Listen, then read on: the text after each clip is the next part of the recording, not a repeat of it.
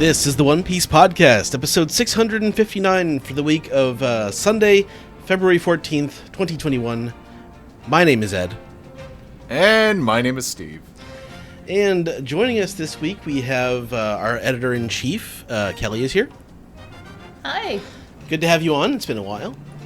It has. Always good time when the action is ramping up to be on the show. And next we have our anime recap host, Sam Leach, is also here with us today. That is me. Welcome, Sam.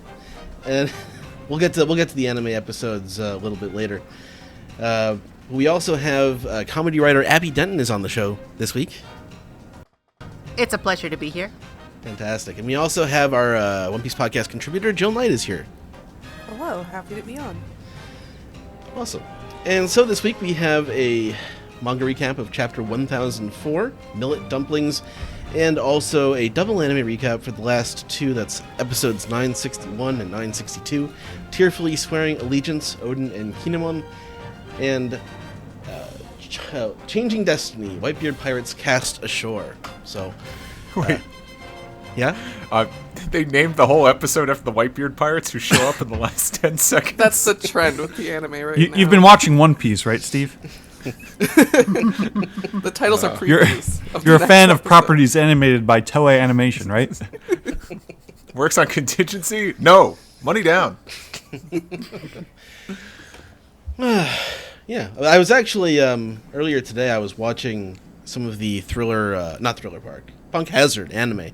I was watching the dub DVDs, and that's actually really good. I was particularly impressed by the Virgo voice actor, as well as Jerry Jewell as Caesar is very good. And Brooke, for as little as he might be in that arc, he's sort of featured more in the beginning. I was really enjoying Ian's performance in the first half of that arc. He gets a lot to do. So I'm starting to enjoy Ian more than Cho as Brooke. Ian has tremendous timing. He can make just Yes. about anything work. I think even like the Dressrosa episodes I've been watching too on Funimation now, some of the line reads he gives are out of this world. And speaking of those Punk Hazard episodes, I think Brina does a really good job too with like Chopper's big moment in that arc. Yeah. As much as that storyline may have bugged me, I think that was a solid performance. And also in the anime, that gets particularly dragged out with chasing the children a lot more than it felt like in the manga. Boy, lots of things sure get dragged out in that anime. Yeah, I just finished watching the episode where Law destroys the Sad Factory, so we're almost to the end. It sounds like a kid's cartoon. Oh, destroy the Sad Factory. Now everyone is happy. Everyone will be happy again. It is a kid's cartoon. I'm so confused. Look at all the children. They're happy now with their candy. Hey, I got candy. Sam, We know. stop this. Sam's ASMR contribution. Sorry, go ahead, Steve. Well, I was going to ask Mike, I don't know if there's any big news stories this week. I know the One Piece World Top 100 is still going strong. Oh, I got to vote. You gotta vote a lot. You vote every day. Yeah. Is this where I make my impassioned plea for Calicoach that has not appeared in the top 3 once and really deserves it for at least an hour? That Germa vehicle from Whole Cake Island? Yes. Very good. Today is a caribou Can I day. just interject that I like Sam Leach better when he's Sam Seed? What? Just while we're talking about anime. Sorry. Anyway, so Kelly, you were also saying there was something about a magazine crossover. Yeah, there were a couple different things that have happened recently with the whole Chapter 1000 celebration, but the most recent one is in the shoujo magazine Ribbon. The mangaka from that magazine actually sort of reimagined the Straw Hat characters, and it's really cute. It's like it looks like a little booklet, I believe, that comes with it, and it has such a resemblance to how Carrot drew them. It's amazing. So it's like this really cute little insert that comes with the March issue, and that you can actually get, I think, on CD Japan, and I think Otaku Mode have it right now if you want to pick that up. Cool. Mm-hmm. All right. So I think that's it for the intro. Do you want to get into the manga recap, Steve? Yeah. Why shouldn't we? Well, that's what we're here for.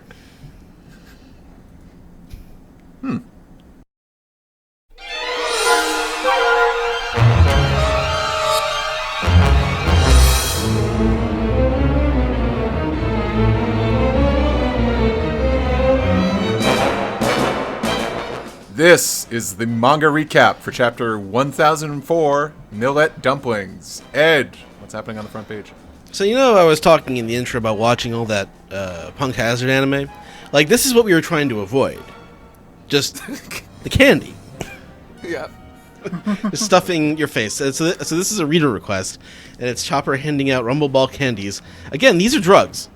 To a squirrel and monkey packing their cheeks by Hugh Mori. So, Not only are they drugs, but they're drugs that we've seen Chopper use, and it's gone very badly. Very, very bad. What's gonna happen to Chopper now? No, these are like Chopper's version of like candy cigarettes. It's like they're not real drugs. They just make taking drugs seem a lot cooler. everyone's heard about the Rumble Ball now, so I have to start profiteering.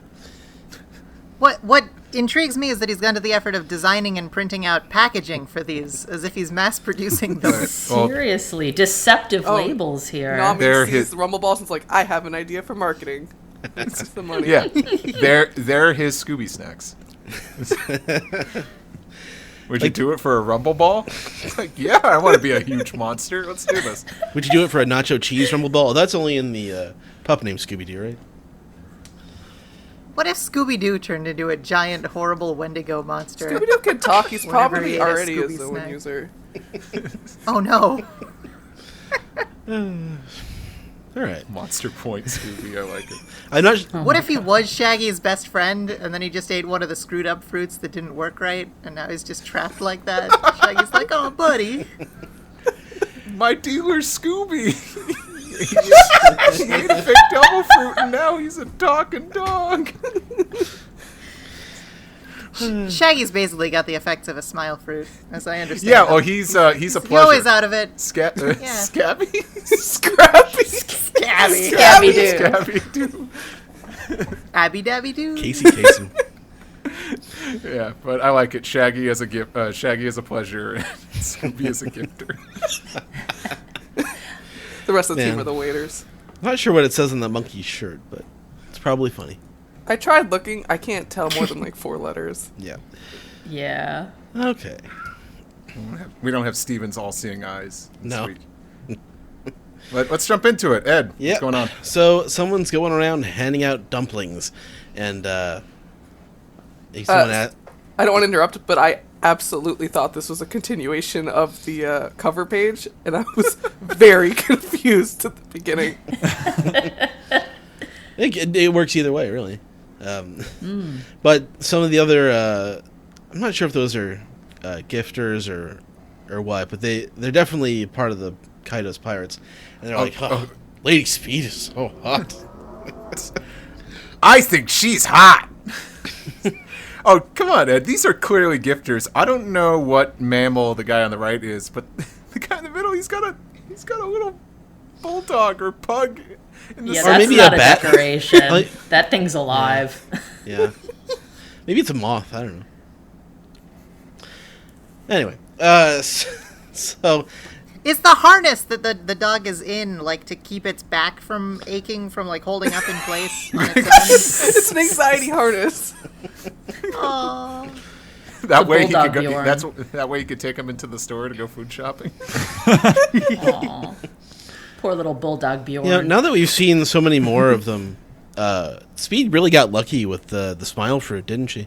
Oh my god. Seriously. It's she's almost she looks like a mythological creature, so not completely weird. Could have been a horse's ass. Yeah. She could have been a giraffe's neck, as we'll see. She could have been anything, really. She lucked out. Yeah. She So did. she's giving them out, and she says it boosts your body's natural healing. They're made with one of Master Queen's special tonics. And Briscola, and he's not sure if it's working. Wait, no, yes it is. And the guy, the ear dude in the back is like, "Oh, Briscola's so lucky," and even Ukuk is going crazy for it. So she's got plenty for the gifters too. and it's also got a muscle boosting effect I think you'll like. And Walrus Man and Chicken Hair are very excited. Do we call it a coupe? Coupe? Yeah, I'm gonna run with it. Coupe. I just want to know what's going on with the tongue there. I like to imagine he's not even a gifter. He's just a dude with a chicken on his head who's trying to. Oh, totally. Well, hold on, Or is that his hair? undercover. Is that his hair? Yeah. No. He's holding his tongue with his hand. Oh, Is he?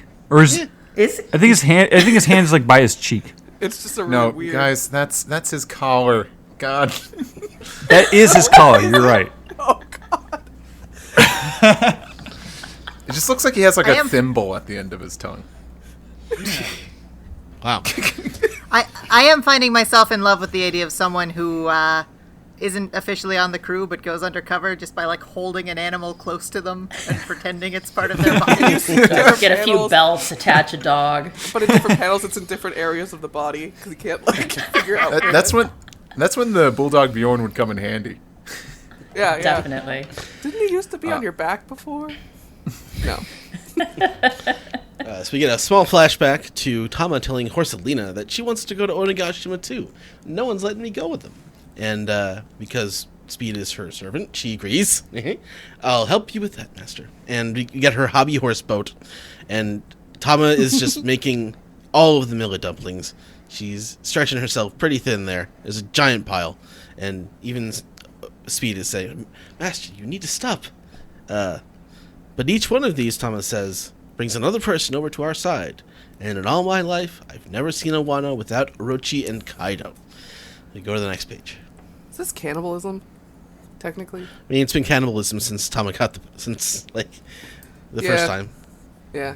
Mm-hmm. And then we get this very cute close-up of Tama, who says, I want to see a different Wano with Momo as the Shogun. I'm tired of being hungry. I want to eat all I can. Which is such a cute line, and it definitely calls back to when Luffy saved the village and said that he wanted to create a Wano where no one would go hungry. For an arc that comes after Whole Cake, this arc is really all about food. Yeah.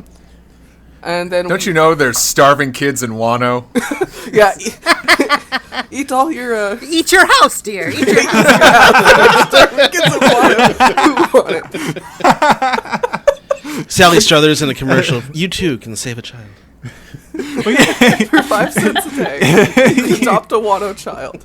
Usually you say that to like a kid who doesn't want to eat their broccoli, but like whole cake, it's just like all cake and sugar. Broccoli's a treat for them. You haven't finished your chocolate mudslide. I like the idea of for Valentine's Day shaving like a raw broccoli into the shape of a heart. Nice. You don't get your dinner until you finish your dessert. I brought you a nice bouquet of broccoli. Make sure to put it in a vase now. Okay, so then we get Speed, Gazelle Man, and Daifugo saying, we got it, we'll fight for you, let's do it. And they're all super gung-ho now because they have been fed her millet dumplings. And then we get this cool shot of Speed's boat pulling up into Onigashima, going, first we should hide and wait for the right moment. Which I guess is now because here comes Gazelle Man sprinting through the entire place with a bag of millet dumplings, throwing them into people's mouths. This dude has a Look at- rhinoceros. Look at his shirt. It's like a Superman shirt, except it says jizz on it. I hate you.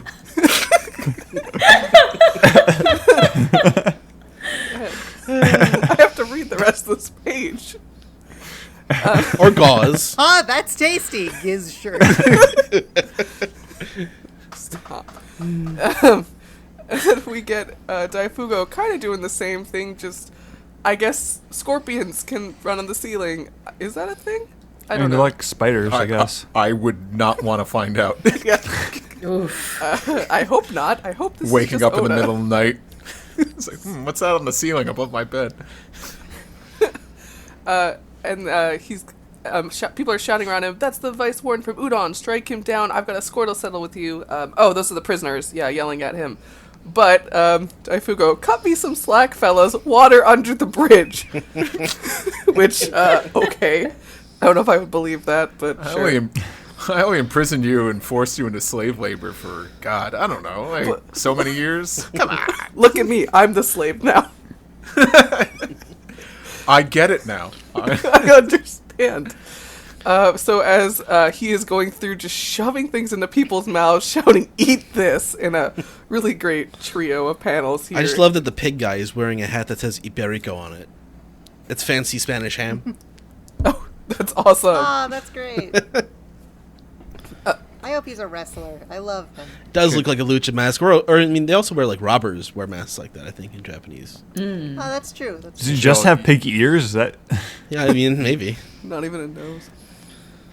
Sorry, come on. Why is everyone like raining on the parade of? Well, we don't know if that's a gifter. That could just be someone wearing like a cute animal Because hat. it's funny.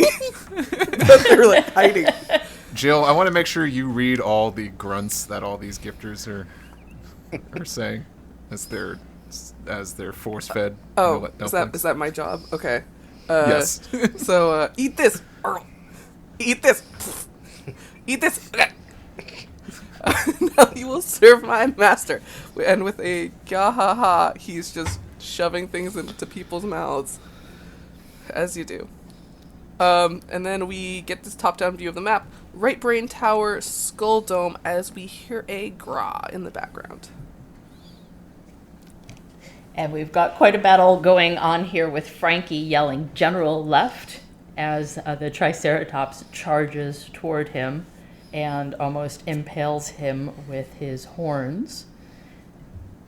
And the battle continues on to the next page where the General frankly has tossed the Triceratops. I forget the Triceratops name, everybody. What? Sakaki? Sasaki. Sasaki, thank you.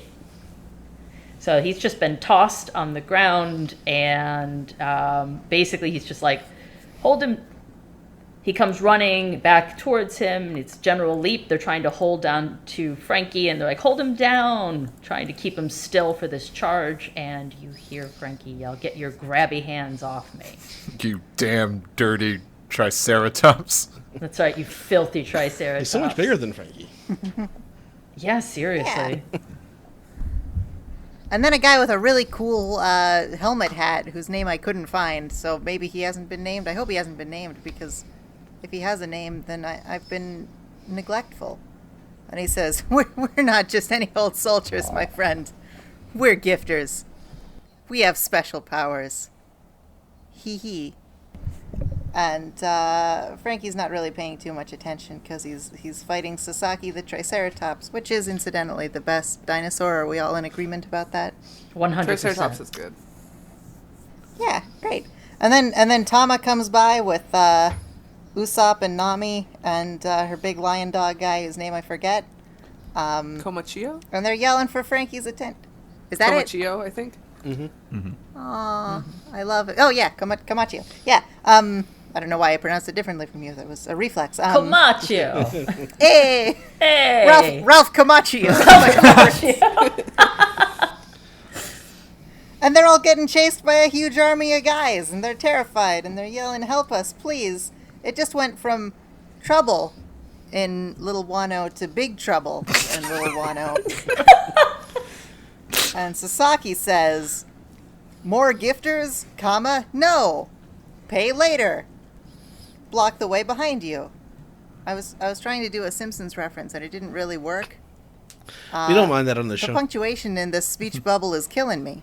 I just don't understand. He's happy to see more gifters, even though they've been mind controlled, which is usually the action of a nefarious person, of a villain. But in this case, it was a good guy, so it's fine that their right to self-definition has been compromised. He says, "We have the advantage of numbers. It's true all over the island," which we were foreshadowing last week.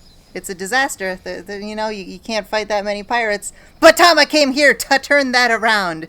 She's got like a Brooklyn accent going on. And Sasaki's horrified because he realizes all of these pirates are have turncoated, have turned to coat. Turncoated? Yeah. They've Yeah. they've Okay. they've shed their fur. Yeah. And he's so horrified by this that he loosens his grip on Frankie, and Frankie's like, hey, what's going on? Oh, I can move. And then he says, "Close one!" as he jumps out of the way from Sasaki, barreling through all the gifters and doing a bunch of damage. Everyone's thudding on the ground, thud, thud, thud. And Sasaki says, "What's gotten into you people?" Sasaki, they've turned to coat against us. Oh. Yeah. Yeah. Trample them all. Page 1, ulti. They have reversible jackets. He's talking to a snakehead man and a guy I can't tell what he is. You've turned traitor for what? And then Food. Ulti's jumping in. It seems it's one of their powers at work. Isn't that right? And then she's looking down at Nami. I think you want me to properly crush your skull this time. And then Nami says, "No, I'm not doing that again." And then lightning alert, weatherman. Weather girl, weather person. She says, "Watch out for heart paralysis. Thunder lance tempo," and then just zap right through Ulti. Zap. The special beam cannon. I'm really hoping that Zap. at one point, page 1 gets turned to the Straw Hat side, just so they can say that he turned the page. Oh. I gotta admit, if that were to happen, then the One Piece manga would become a real page turner. Oh. All right. So Ulti falls directly onto her big head, and Page One yells, "No, sis!" Nami knows that that's not going to be enough. I need stronger lightning, and I guess that's some more of the gifters. They say, "Look at Lady Ulti." As Ulti gets up, she says, "That hurt. Damn it! I'll get her." And Usopp starts his special attack, Millet Dumpling Star, and he nails the people, I think, who are just looking at Ulti. And That was my favorite gag in the whole chapter. Using them that's great. so I think this was the guy in the foreground. That was one of these were the gifters that were holding Frankie down. Yeah. Yeah. Yeah. And this is a lot like when Usopp was shooting out the salt in Thriller Bark. That's true. Yeah. So we get Usopp saying, "Come on, everyone, follow us." Or that's Thomas saying that, actually, even though Usopp is also yelling. And they say, "Yes, master." And Sasaki's like, "Hey, wait, what's going on? What's wrong with you? Stop that, Armored Division." But Frankie tries to make him pay. He says, "Pay attention, I'm your opponent here." And he waves his Franken sword. And this is countered by a V for Victory Flash, which is... Or is that Frankie's attack? That's Frankie. Yeah, He made That's it cut a Frankie's V. attack. That's Frankie's attack. His V for Victory Flash. So, Have we seen it pull out a sword before? I Yes. think so. maybe I that don't from know if it was Fishman named. Island? 'Cause I- Maybe? I only I want to thought Punk complain Hazard. because the model kit does not come with a sword. He definitely. I feel cheated. Yeah, he has a sword. I'm gonna have to model one somehow. Sasaki gets Just cut. I got styrene plates. Just get a knife from the kitchen. Just get a child's dinosaur and give it a hat. Aww. I was going to say, by Voltron logic, he's done for now. I mean, once Frankie forms the head, Well, once the blazing sword comes out, pretty much everything is done for. So Absolutely. So we travel back to the banquet hall on the 3rd floor. At last, you're behaving yourself, Blackleg Sanji, heart. So you know, obviously a female talking here because they always add an emoji. When she's talking in a particular way, she's she's toying with him. I think this is this Sanji going ooh as he gets Yeah. as he gets some scritches underneath his chin. yeah, he is. So, who's my kitty? Who's my little man? Sweet It's little me. man. It's me. As he's all tangled up in a cross made of web because Ed, as you said it, the Japanese sure like their Christian imagery here. Yeah. It's just Like, imagery. Yeah. She says, "Haha, did you get that all out of your system? You sweet little man. So strong, but so sad." And Sanji says, "Sad for you!" No, he doesn't. Oh, I'm crucified. As we see a bunch of some of the knocked out male lackeys, Black Maria says, "You really did a number on all of the other men here. But without being able to hurt any of the women, you never stood a chance of winning." And all the women are still very much conscious and snickering. I can't imagine. Sanji's like, "Oh no, super runaway!" And then the men were like, "Get him!" And he's like, "Wait a second." Kicks their ass, and then the women are like, "Get him!" They're like, "Ah, super runaway." I'm sure the anime will expand on this a Yeah. bit. Definitely. I love that lady with the 2 giant teeth. I hope she shows up a lot. She showed up more than once. She's great. I think. Is that a hand sticking out of her hair? No, that's think the. so. No, that's the lady That's the behind person her. behind her. Yeah. That's The yeah, drowning yeah. lady. Do you think Sanji beat the Resident Evil 8 demo at all, or does he just like getting killed by the really tall lady? I mean, you die anyways, so he's fine. He doesn't even bother to move, though. He just Yeah, stands you're right. there. Yeah. He hears the Like, he hears the "Eat, lady, the and he's tall just lady." like, "I'm here." It's like, "Yes, you are." And Black Maria says, Now I hold your life in the palm of my hand. Go on, call for Nico Robin." She says, speak to this intern right here, and your voice will carry throughout the castle. Then I'll set you free. And She pokes the side of her head. That's great. It goes beep. hold on, I'll transfer your call. And Black Maria says, "Those were the orders from Kaido." And Sanji's glaring over at this woman with the Legend of Zelda eye mask. My, what beautiful eye you have. It's no 3 eyes though, but but Sanji does like kind of peers over at this woman with this mask over her face, and it's just interesting that it's just the ellipses with a question mark. But Black Maria goes on saying, "What are you going to do?" No, sorry, this is Sanji saying, "What are you going to do with Robin?" And Black Maria says, "Well, I suppose we'll gang up on her, capture her, then mutilate her limbs to incapacitate her, and only when we're done with her, however many years that takes, we will finally kill her. So don't worry, she's got time." And Sanji, the man here, says, "Underestimate Nico Robin at your own peril." Ooh. And we Have we had confirmation that, like, I know if you hurt her, like, extra arms, she'll feel it. But if you hurt her original arms, can she, like, not regrow Yeah, them? I assume she can't grow limbs that she has lost. that's I what do like the idea of, like, she's somehow amputated and just Another throws one them pops back, out. and it's just totally fine. But it would be, if they cut off her right arm, she just pops out another left arm so that she has 2 Oh left. no, she's useless. Yeah. The zigzag Oh, I woman. have 2 left feet. Do you still love me? turns out. Just runs in circles. Turns out Robin is a sponge woman. If you have 2 robins, Yes. it's like a worm. Can you grow a second one? Like budding, like a hydra or something. yeah. But what if you cut off, like, I mean, half? Or if you put them together asexual like a starfish, reproduction will in they... Nico Robin.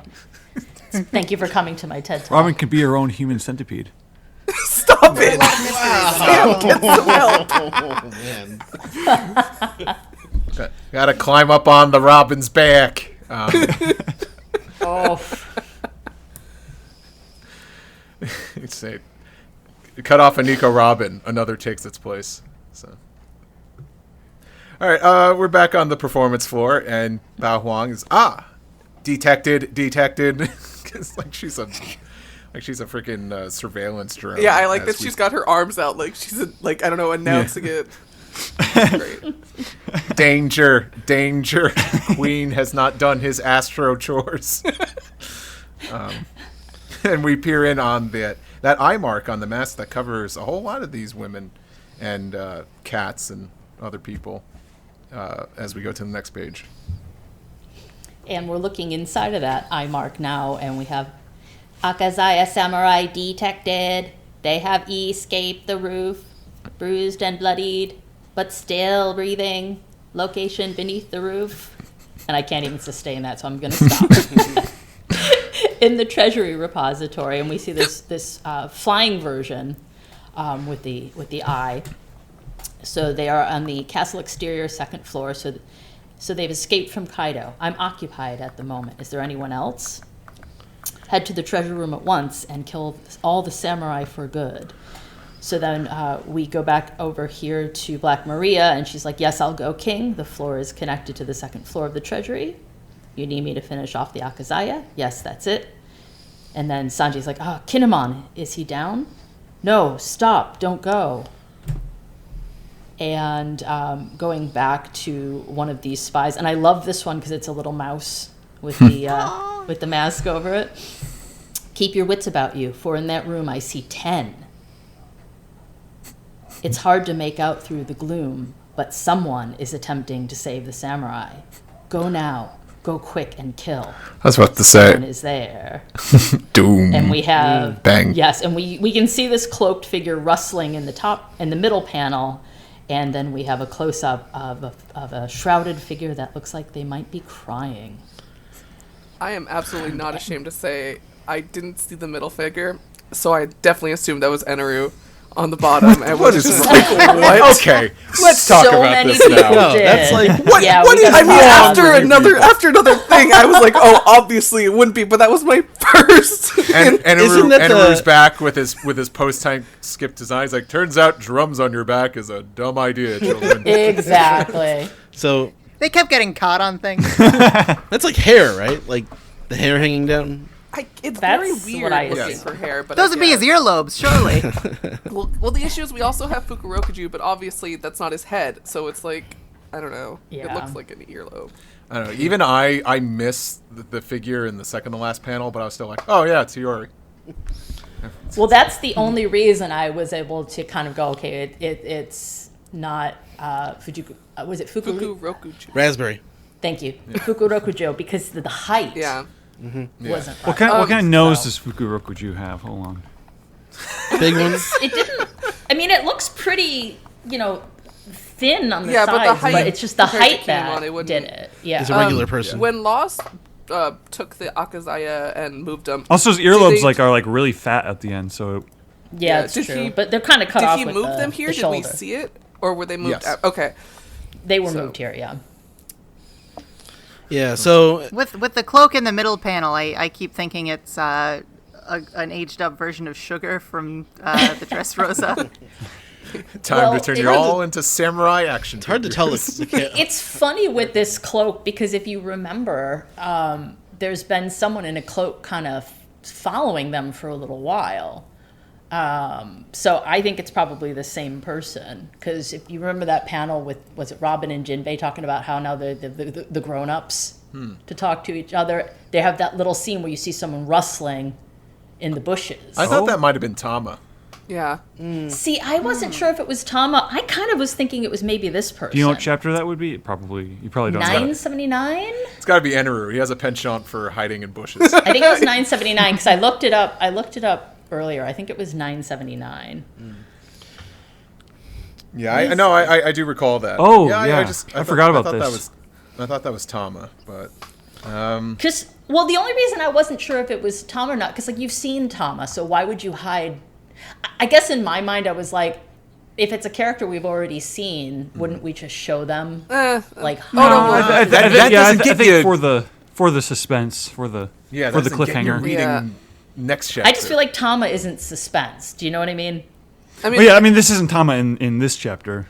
Right. I don't think it's Tama in the other chapter either. I think it's probably this person. Yeah. I'm fairly certain this is Hiyori. I mean, it's... I don't Well, know. now but we gotta. It's interesting, though, that... I mean, everyone knows I don't trust her, but she was in the treasury. I don't think she was there to save the Akazaya. I think she was already there. So that'll be interesting to see if she's trying to take something from there. That's just Nami. Yeah, you're right. I mean, we gotta have the Toki conversation now, don't we? No, No, we don't. we do not need Yes, this we conversation. do. I think it's Toki. Is she dead? Is she dead? Yes. She died in I flashback. I don't know. I mean, I'm on the Toki Everything is was alive camp. Although that doesn't necessarily mean I think that this here is Toki. Sorry, I should fill a little context for our listeners. You didn't get to hear a conversation a lot of us had when this chapter came out, and I don't like the bad theory sniper that I am was just shooting down bad theories. No offense to Alex is not going to listen. Alex is like, I don't know, maybe Tama is Toki and Hiyori. No. Hiyori is Toki and Hiyori has been Tama all along. And I was like, but Hiyori was with Kawamatsu. It's like, well, we didn't see her hair color though, and I'm like, yes, we have. yes, we have. Stop this. Wait a second. This is a tiny. I mean, I know Kinemon is tall, Kinemon's very tall. but this person No, has to be Kinemon like is- 3 feet tall. Kinemon is Brook-sized, so this is a normal person. Yeah. I disagree. I think this is like half the size of a normal because she's still foregrounded and he's like against the I far thought she was wall. kneeling down her. I think it's just Yeah. Oda not being super Oda's consistent very with not size. consistent this arc with heights. Yeah. How tall was Toki compared to Oda? Normal Odin? size. Yeah. She was pretty Yeah. small. She was like She, up to his belly yeah. button. Yeah, so, You know that 2 kids, wow. you know that giant straw hat that the weird creepy guy has? Yeah. Yep. What if this is that guy and it's like a normal sized hat and that guy's just teeny tiny? and that That's his magic house? throne is like tiny. Yeah. We have talked about just- that. Yeah. I hope so. I don't know. My money is still on this is Toki. We'll see. I really. It's either Toki. Vicky the Viking's finally shown up. It's either Toki or Crossover of Hiyori, Oda's but Toki is Anaru. alive either way. Tanaru. As much as I feel like Toki's character arc was next to nothing, I don't think there's any evidence other than just continuous speculation for an ongoing manga. that It's a she's time alive. travel power, and she has an identical looking daughter, and That's the she's more a major reason to kill her character that off. they haven't. She Yeah. breaks the fucking game. I already Look, get I'm characters putting my confused money with down Robin. now. Or does it make it? Or does it help fill in any other gaps? Like having a time traveling character is perfect. And Hiyori is like her whole thing is she's like playing like a different character, and she's like wearing a mask sometimes. And Toki had that like arrow scar that seemed like it was put there just so that we could recognize it later in the story. But why? I don't know. I think Toki was. I think she had her moment, and unfortunately, Oda didn't give her really much of a story. But I don't think she's being brought back. guys are Hiyori gonna still feel has very- Maybe that's life why to I grow want it with. so much. You guys are gonna be so embarrassed when you're just wrong. Listen, And also- Hiyori is a Rude bad in a person, wig. and I will die on this hill. Also, I'll tell you who it is, and I'll tell you why it's not Toki. It can't be Toki because Toki's spent the whole run of the series traveling around with that guy Minatomo, the carpenter who fixes doors between panels. That he brought up in an SBS to explain why a door had fixed, and she's been fixing all the plot holes just going through time. Also, And I think who it actually is Geen, Ah, you don't think who that hasn't had time to cut his hair because of all the training that he's got. Also- you tell me that There no you one would go. recognize Strongest Toki character. as the Yeah. most beautiful woman in the land. Literally, her picture is painted everywhere. Even her when they were mourning, they sent out pictures of her. You think no one's gonna be like, isn't that the wife of the previous daimyo? And also, remember when, Hiyori went to Denjiro? And Denjiro was like, oh my god, Lady Toki. No, I'm Hiyori. Oh, my bad. but they would do What that if anyway. Lady Like Toki was if disfigured in the fire. He would recognize Lady Toki before he'd be like, oh my god, it's Lady Hiyori, the daughter. Oh of- no, the shock turned my Suzuki face Oda. identically like my mother's. Oh no, my face is getting longer from all the shock. I don't buy it. It's just like, I don't think there's any evidence other than the lack of evidence. What if it's Panda Man? Oh my god, it would be the greatest thing ever. And he's just like, I've been in the background for too long. It's time to take over. Defeats Kaido with one punch. All right, should we do some final thoughts on the chapter? Sure. All right, Yeah, Sam. yeah, like- Sam, you go first. well, I was just unwrapping a Starburst, but okay. before you start eating it, and then you Then can eat it share with the afterwards. rest of us. Seriously. I thought the chapter was like a heart-shaped box of Starburst. For himself. I got a big bag. I can't complain. I definitely bought a 5-pound bag of gummy bears the other week. Oh my god! I have a family. I shared it with a family. As long as it's not No, sugar. but it's like I can understand like chocolate, but that's like sugary stuff. That's like it's too much. I have diabetes. You bastard. Well, don't eat too many sugar-free ones. No. Oh no. Oh no. Sugar-free diabetes. Sam, take it away. I thought the chapter was all right. I don't have a whole lot to say about it. It's more like the kind of chapter that gets sandwiched in between like much more exciting chapters. I think it's cool seeing Frankie versus Sasaki. I hope that fight like goes somewhere like beyond just a few trades of blows. And I definitely think that the mysterious woman with the paper on her face is Robin. I feel like that's just pretty clearly telegraphed, and that mysterious woman is either Hiyori or Toki, and Toki is definitely alive either way. Let's talk about that Robin thing too. The only thing is like, the paper, something like because she's able to communicate. There's a beep. Right. There is a beep. Well, it's like But she could've it's just like said a beep, no one microphone can see her that she's mouth. turning on, right? Ew, it's like a snail that burrows into your ear. Brain Something slug. like that. Yeah. Right. What is this? This is the Animorphs now. A leash. Futurama. Or no, a Zerg? What are they called? Fuck, I don't remember. No, Okay. no, Zerg is the villain Yes, from you're Toy right. Story 2. Starts with a Z, right? Presumably, Black Maria just is not paying that close attention to her own henchmen. Well, they're real small, Sam. Like, she would have to get on her knees to check. That's They probably true. all I, look the I don't. same. I don't acknowledge people who are smaller than I am, so Yeah, they just all blend together. if Robin's behind the surveillance thing, they can't see her. That's true. She could just say the word beep. I like the idea of the taking the enemy's like tools and using it against them to hide with it. I like Yeah. the mask thing. I wonder, It's how the- she's gonna blow her cover. It's like, did you just fart? It's the fact that she has an ellipses and then Sanji immediately has an ellipses. It's like they're almost Yeah. communicating. It's like that. And you could almost say that Sanji's saying never underestimate her to score some brownie points as well.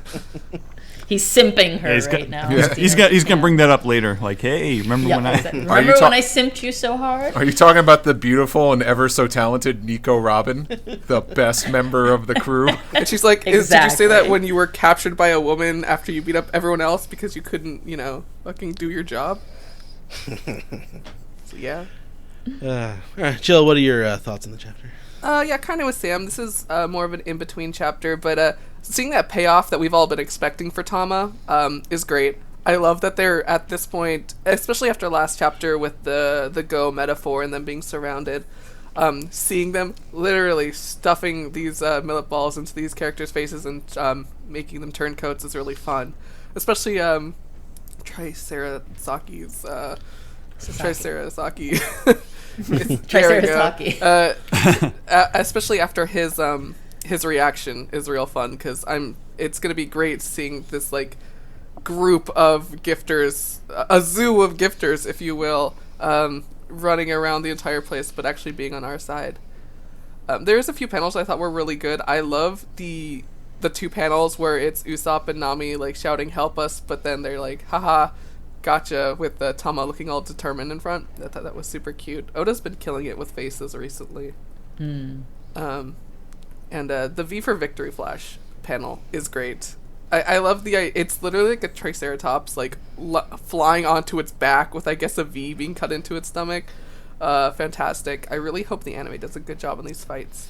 I wonder where Frankie comes up with that V for victory. Like that's like something from like World War II, isn't it? I wish we had Steven on just to like explain because obviously it's a V, but I would like to know what it actually says in Japanese. Well, also Z for Zoro has been taken. Right. That's That's true. true. That's true. You know, V, like as in Varanki. Yes. That's exactly that's for. And then I really like Sanji's underestimate Nico Robin at your own peril. Even if she is there and like he's kind of like saying it for her, I think that's just a good line. Sanji being cool. But yeah, I'm real excited to see what's coming up. I definitely think Toki is dead. I definitely think this is Hiyori. As much as I was initially was like, oh my god, Eneru, what a shock. But no, I don't trust Hiyori. She was in the treasury room for a reason before these samurai showed up. I don't know what's in there. I was just thinking, though. Jill, yes. Nami did say she needs stronger lightning. Yes, which I assumed was going to be Zeus, but... And Ruru's like, I've been a villain with a god complex, who thought, people didn't deserve to live up in the sky just because I said so, but I cannot stand He's like, I heard this. that these people have a moon for their symbol. Well, yeah, guess who's here? Descendants. That's mine now. That's my copyright. You're infringing on my copyright. I'm sending you a cease and desist via lightning bolt. I like the idea of, in addition to the Whitebeard sort of hangers-on converging on this, and what is it, Cypher Pole showing up, we also get all of those space pirates showing up after Eneru. Oh, yeah, well, here's the thing. It's We're just already horrible. flying in the sky. Eneru's like, no, you're too close to the moon. So we're infringing on that property too. Oh yeah, so, I mean, this chapter was interesting. I liked a lot of the panels, and I am excited for next week, or 2 weeks. February That's right. 28th. Yeah. Abby, what do you think? I'm so torn. I feel like politically I need to get a real bee in my bonnet, a real crocodile in my craw, as they say. About this is Tom is committing the ultimate act of heinous mind control on all of these cute little animal men, and it's adorable and it's funny. But this is the act of a villain, my friends. So this is the act of a it's villain. okay, none of them are cute. I strongly disagree. They're all delightful. Don't you just want to, look up one day and say Daifugo on your ceiling? You're like, oh, how cute. I think that after all this is said and done, they should all just go live with Gaimon and Sarfunkel on their little island of the screwed up monster oh my animals. God. That's perfect. And just have like a utopia and become like the strongest empire. They could be the next 100-year kingdom. All right. Anything else? Nah, it's Geen. It's Geen. That's all. All right, and Kelly. Well, obviously, I'm firmly in Team Toki, and I'm going to stay there until we're told otherwise. But I always love the chapters where we don't see, like, the big players fighting. So, obviously those fights with the Worst Generation and everything are very satisfying. But I do like to know what everyone else is doing. And I thought this was just a great moment for Tama to shine and really become like an MVP hero here. I like that she's fighting in her own way and really contributing. So I thought that was really very, very cool. And I will say that the one panel that I really liked the most in this week's chapter was same page as Nami and Usopp, showing that they faked everybody out. If you see the panel next to it with the guy who is embedded in the stomach of a chicken, and he is my new favorite of all of the gifters, because he's just floating up in the air with these little put 'em up hands in the body of a chicken. So I absolutely love him. But yeah, I do really like seeing what's going on with the battle for everybody else, and I definitely also think that is Robin just saying beep underneath that little paper mask. I like the gifter It's great. underneath that one who's like a centaur sheep. Yeah. Yeah, that's like, I don't know, that feels very Greek mythology. I stayed on that panel for so long because I was just so entranced by chicken stomach. And so the guy who's just in a giraffe's neck is on the previous page behind Komachio. Oh, yeah. So that's just a man trapped in a giraffe's neck. Say what? Chicken gut. Yeah, Speed definitely made out here. Like, Yeah. much better than normal. So lucky. Can I observe one thing about the General Frankie, which Actually, I don't want to point this out because I use the same gag in something I'm slowly working on. That Frankie's built this robot that emotes facially, and he has to be controlling that somehow while he's fighting this guy and making him glare and look around in surprise. It's the same. And that's just a Absolutely. wonderful thing to picture him doing. It's the same tech as the transponder snails. No, Maybe. Well, Aw. as you see, dear Abby, this is the General Frankie is Frankie's new VTuber persona. Yeah, that's what V for victory, Flash. It's a VTuber. Streams live on Thursdays, sings covers of all your favorite songs. V is for VTuber and- slash. Maddie, draw that. V is for VTuber. And yeah, All right, Steve. I really like this chapter because not that I was getting tired of the awesome battle on the roof.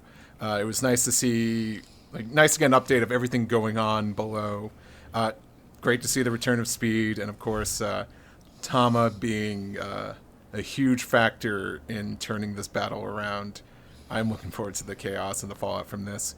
A giant robot fighting a giant Triceratops. What more could you love? Or a normal-sized Triceratops, I should say. They're pretty big. That's really fun. I did think we were getting into another weakling, 2/3 of the weakling trio doing that. Help us. I thought that was a good gag of Frankie's like, hey, help me. And they're like, no, help us. But it was nice to see that they're actually quite capable and they were in control. Yeah. Should also note this one gifter in the foreground. It looks like Jabra found work. Yeah. For CP9. It's the same. Really let his hair down. Yeah. He didn't think anyone would recognize him because you're not supposed to look a gifter in the mouth. CP9 would be able to infiltrate Kaido's crew pretty easily, I would think. It would be very interesting if the world government had some people on the inside, other than Drake, who's doing his own shit. Speed is literally Wait, a gift who were horse. the guys in the last chapter? That's I feel like I've CP0. already They forgotten. work Yeah. for the Oh. Celestial Dragons directly, right? Oh. But I mean, this doesn't rule out Lucci showing up, right? Lucci is CP0, yeah. Yeah, so I don't know. It'd be interesting if you look in the background, he's just there.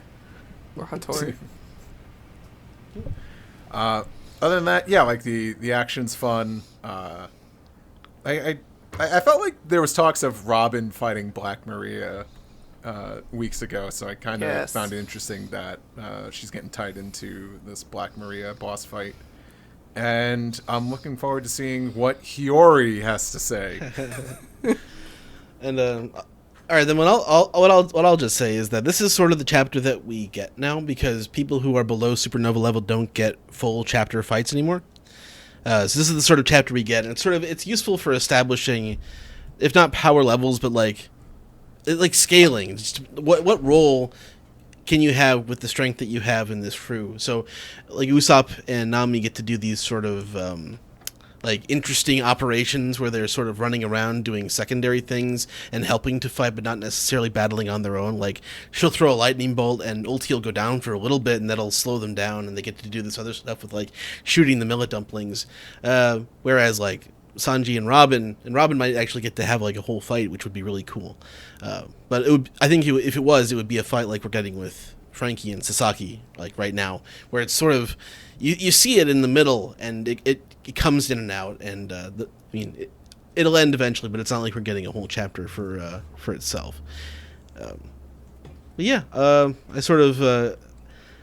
really like the Tama bit. She's sort of running wild for the first half of this chapter, and I think that sort of ties the whole thing together because I can have problems with some of these chapters where there's flashing all over the place and sort of getting everyone to get their storyline in for a few panels, but this is having her run all over Onigashima and interacting with all these different things, and everyone's reacting to the one her plan. It holds the whole chapter together, and I really like that. So I don't really have much else to add, but I appreciate the discussion. All right. Well, I think that's going to do it for the manga recap. Everyone ready for the next segment? Let's do it. Yep. Ganbate.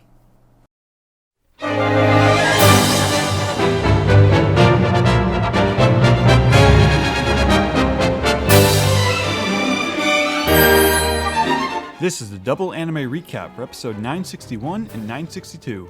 I'm your host Sam, and today with me we have, once again, Edward. Hello, thank you. I'm trying to decide who I want to name first. Edward. We have television's own Steve Yurko. Yes, from the TV credits. Steve from TV. Steve from the TV credits. I've seen your name on my TV. It counts. And we have our beloved friend Jill, as always. Hello. Happy to be on. Good to have you. Our first episode on the docket is episode 961, Tearfully Swearing Allegiance, Odin and Kinemon. And the title begins at 3 minutes and 24 seconds, and it opens with a kind of cutting back to the boar coming to Suru's tea house looking for a baby, and the giant boar eats the tea house, eats Suru. A lot of eating people, but not actually like chewing them up, so they're all okay. Yeah, there's like not enough cute baby boar content. There should be more in this. Yeah, The sound there's a the scene where sound like that Odin's boar grabbing makes. the baby by its ear, and like it's doing this weird like cartoonish stretch thing. It's so cute. The sound it makes. Yeah. Denjiro's crying happy tears because he's just so amazed to be in the presence of Odin. Odin is the only adult that he respects. I like that they're like adult. He's 18 years old. Like, I mean, technically, I guess he's an adult, but he's looked like that since he was 13. So, And apparently To be honest with you, they're like teenagers, right? Denjiro and Kinemon. Yeah, they must all be around that age. maybe Kinemon's like around 18 too, but I think Denjiro's the younger one. Like, because Denjiro is noticeably larger by the end of like the next episode, because they do the time skip. Yeah. So I thought this was just like a thing that the anime made up with where Hold'em is like this weird priest guy trying to like wave off the mountain god, but then he is in the manga. It's just not immediately apparent that it's Hold'em. I didn't get a chance to bring that up to like any of you, but I remember when we talked about that manga chapter, I think it was Alex that said like, I think that's Hold'em. And We were all like, is it? and I think I said like, I'll wait a year and see what the anime does. And turns out, yeah, that's Hold'em. Yeah. So Holden was a priest in a past life. I guess we get to find out what happened between points A and point B, aside from growing a lion in his belly. But the mountain god is eating a bunch of houses.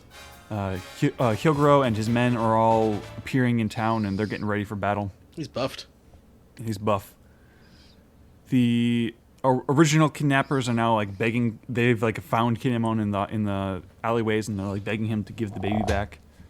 They give him the news that Otsuru has been eaten, and Kinemon is just distraught by this news, and he goes running towards the monster, and he's like preparing his sword, trying to take the responsibility that he can. And he's remembering all the things that Tsuru has done for him.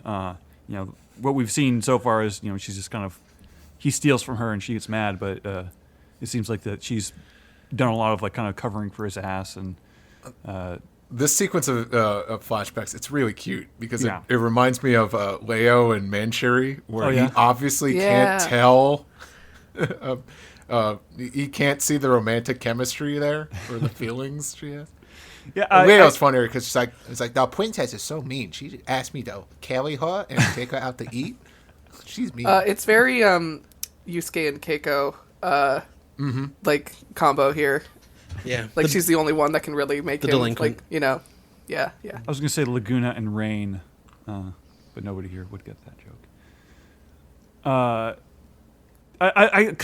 The thing that I really love about this little flashback is the bit where Kinemon he kind of sums up his problem perfectly. Where she's like warning him like, "Hey, you're gonna get yourself killed," and he just kind of shrugs it off like, "Oh, who cares? No one will mourn my death anyway." Like it just suddenly Idiot. it's just suddenly like the self-worth issues become clear, and the fact that now he's like really seeing the consequences of his actions, and he's like, oh shit, I didn't want anyone to actually get hurt, so now he's getting over himself a little bit.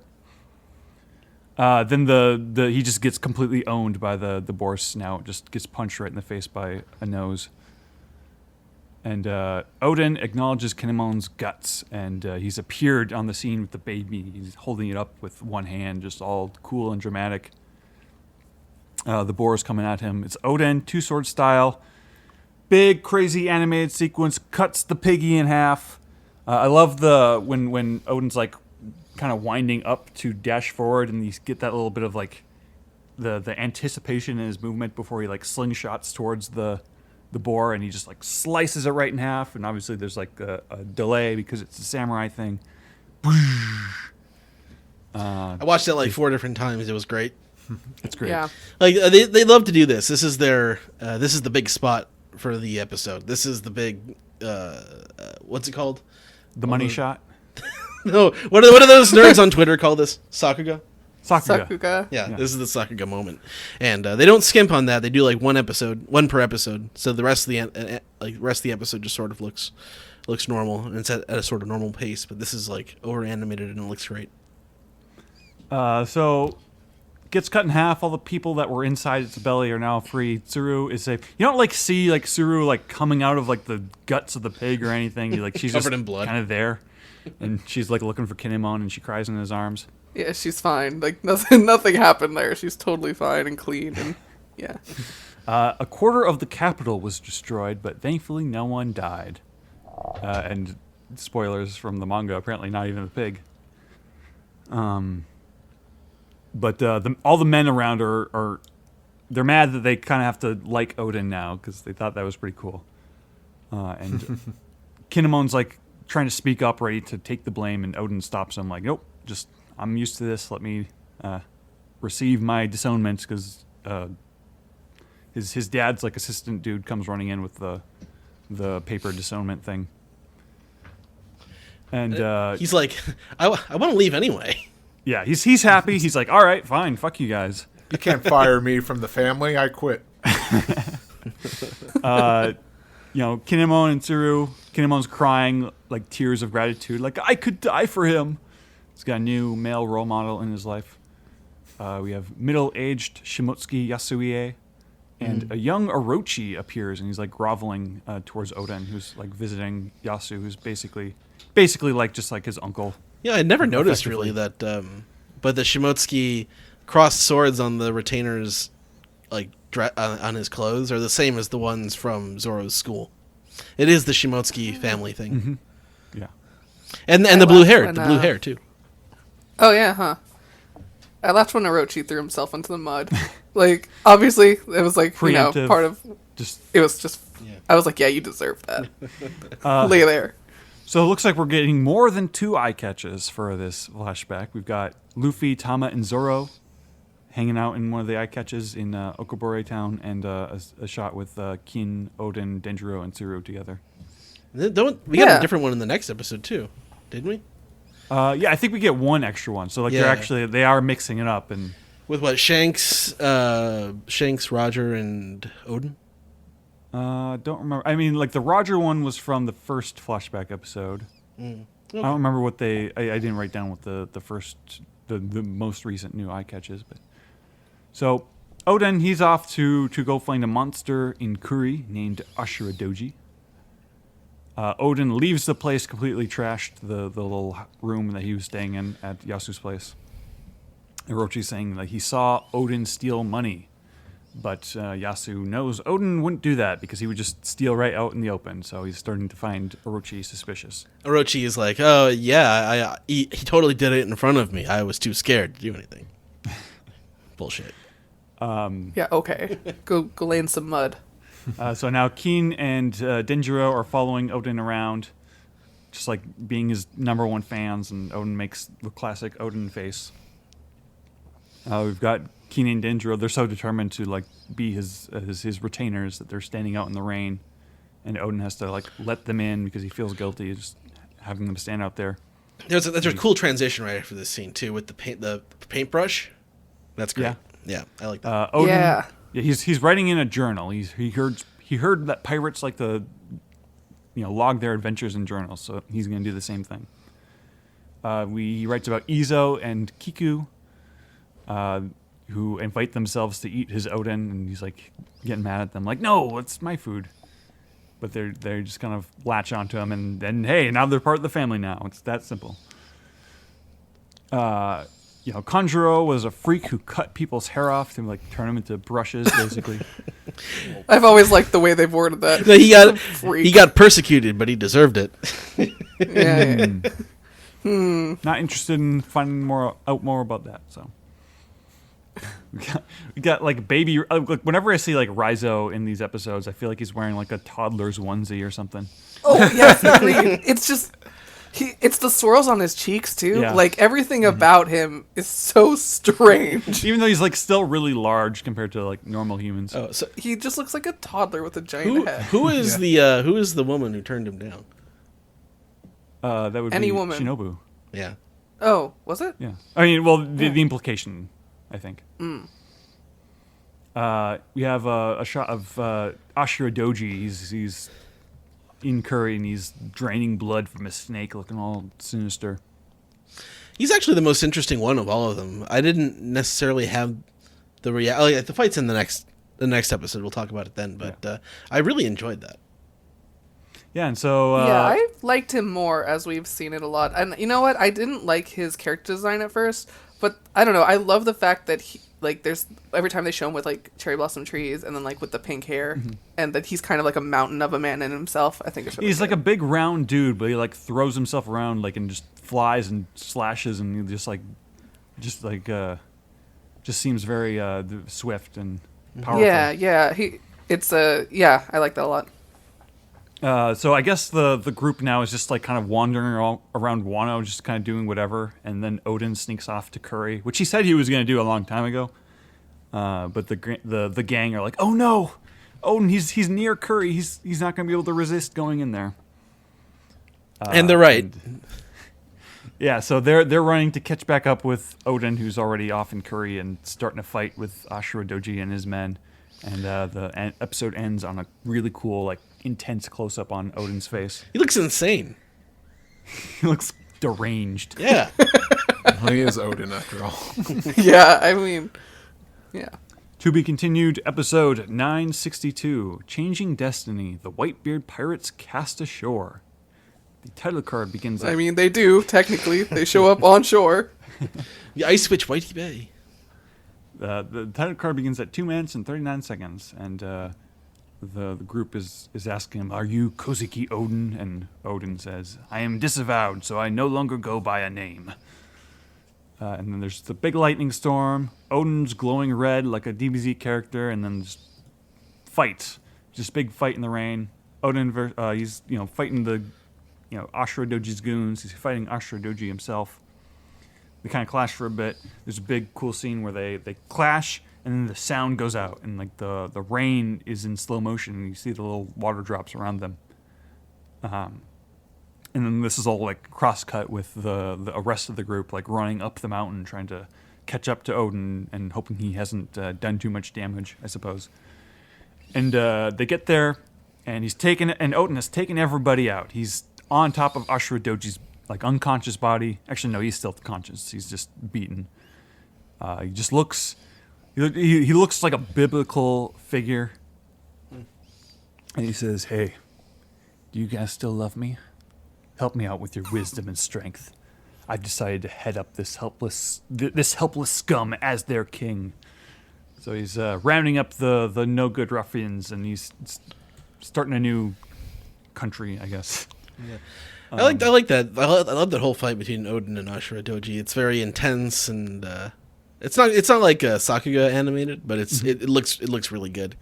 Yeah, I love Ashura Doji's sort of outlook on life. He's got the sort of inequality thing going on, but Odin's also like, well, you aspire to something bigger. You could work with me.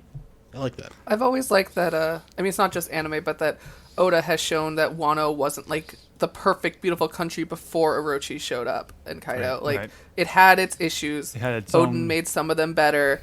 Yes. And it's not, like, a paradise. Everything has to be worked towards. Yeah, and there's always been that implication that the Koziki family, like, something in their history is the reason why the country is closed, and... Yeah. So, like, yeah. So the news spreads that Odin and his gang are rebuilding Curry together. We have a hint of Shimotsuki We need a- Ushimaru. We need a 1980s fix-it-up montage. We have a brief shot. We don't get to see his face, but we see Shimotsuki Ushimaru and his fox Onimaru. Yasu's reading the news, and he's smiling to himself like, only that one man could do this. So yeah, Odin helps build Curry. It's the family photo. Odin becomes the daimyo of Curry, the who has two thumbs pose. Rob Van Dam. The Rob Van Dam. Yeah, one of a kind. The whole fucking show. The whole effing daimyo. Ashura- I do like the transition Right. from them posing to because the ink the newspaper in drawing. Wano they don't have cameras or yeah. photography, so it's just the art, the ukiyo-e. yeah. Yeah, I like that they had to pose like that for someone to draw a picture of They them. redrew That's it, yeah. great. And I just like that. I thought it was a nice touch, and I like the newspaper art because it kind of looks like how Oda would have, how he drew it in the manga. So it was nice. So yeah, now they're kind of celebrating a job well done. Ashura Doji's looking out the window, and he's so moved by the sight of peacetime in Curry, and he starts crying. And Odin puts his big smelly foot in his face, like, "Oh, stop being so creepy! You're crying." And then they almost start a fight, but then the group stops them, and Odin says, "Rather than being raised by wise and sober men, I want you guys be my samurai." And then they all have like happy cry and group hug. You're all a bunch of schmucks, and I trust you more. Yeah. You're snotting all over me. You're no good punks, but you're mine, no good punks. The entire building cries. Yeah. The narrator explains, he's talking about how the remnants of the Rocks pirates are kind of moving out throughout the world. You can see Captain John's distinctive purple hair. His back is turned, but... Baby Kawamatsu finds baby cat viper and baby dog storm, and Oh my god. just some dudes favorite discover spin-off. them and start beating them up. And then we come to the eye catch. Some more new stuff in the eye catch there. And then I can't believe we've gotten like Odin eye catchers before we got new Straw Hat ones. But Right. these are still images. But well, do you still. think that these are like the eye catches for Wano going forward, or is it just for the flashback, do you think? It's I hard think to it's just say. for the flashback. I don't know. I hope if they do it for just for the flashback that like they keep the Straw Hat ones and just make newer ones rather than going back to the old ones. Like, I think it's weird that like the Ace Sabo Luffy gets an eye catch in these flashbacks. Yeah. So there's a little blurb about the Minks making kind of a pledge to the Kozuki years ago, and now that they're tied at stakes, cat and dog are regretting coming over here to Wano. And the three of them are burned at the stake, but Odin just kind of happens to be there, arriving on the show. He's caught a big koi fish, and he's wearing a loincloth, and he beats up the dudes. He's like, "You fear what you don't understand because you're ignorant." And so he brings the kids in, and the food is. I really like the like child voice actors they got for these characters. They sound familiar. I'm not sure who they are, but they sound like I've heard them before. It's not like Are they child voice actors? I just like thought they were. they're the kind of voice actors you'd get for like a human child. They don't sound like different because they're like. I mean, no, they didn't weird get a puppy. Like, I don't know. Like I don't know what they would do. They would like just have Cat Viper go make like yeah noises or something. Well, yeah, it's just a kitten. to me, they sounded they sounded like adult women. Voice right. I actors think that's what it voicing is. cats. I just like Yeah. it stuck out to me that Cat Viper's voice like really, like it sounded really cool. You know, like I really like the casting. I think Yeah. they're like kids trying to sound like adults. That's kind of how they. It's adult I mean, women not the trying voice to sound actors, like but, like, kids how trying the- to sound like adults. Yes, yes. They hit the nail on the head, but my dream was like, I thought like the funniest yet the cutest thing would be for Kawamatsu, Dog Storm and Cat Viper. I don't know, something about like small like young animals like puppies and kittens like being voiced by children is like the funniest and cutest thing at the same time. Right. They're like, we want to join the Akazai of Mr. Odin. Like, and just see that coming from like a puppy is hysterical. Don't burn me alive, please. I'm a kappa. Like, I don't know. It's just, I think like little animals being voiced by like actual little children is like, oh, that's guaranteed cuteness.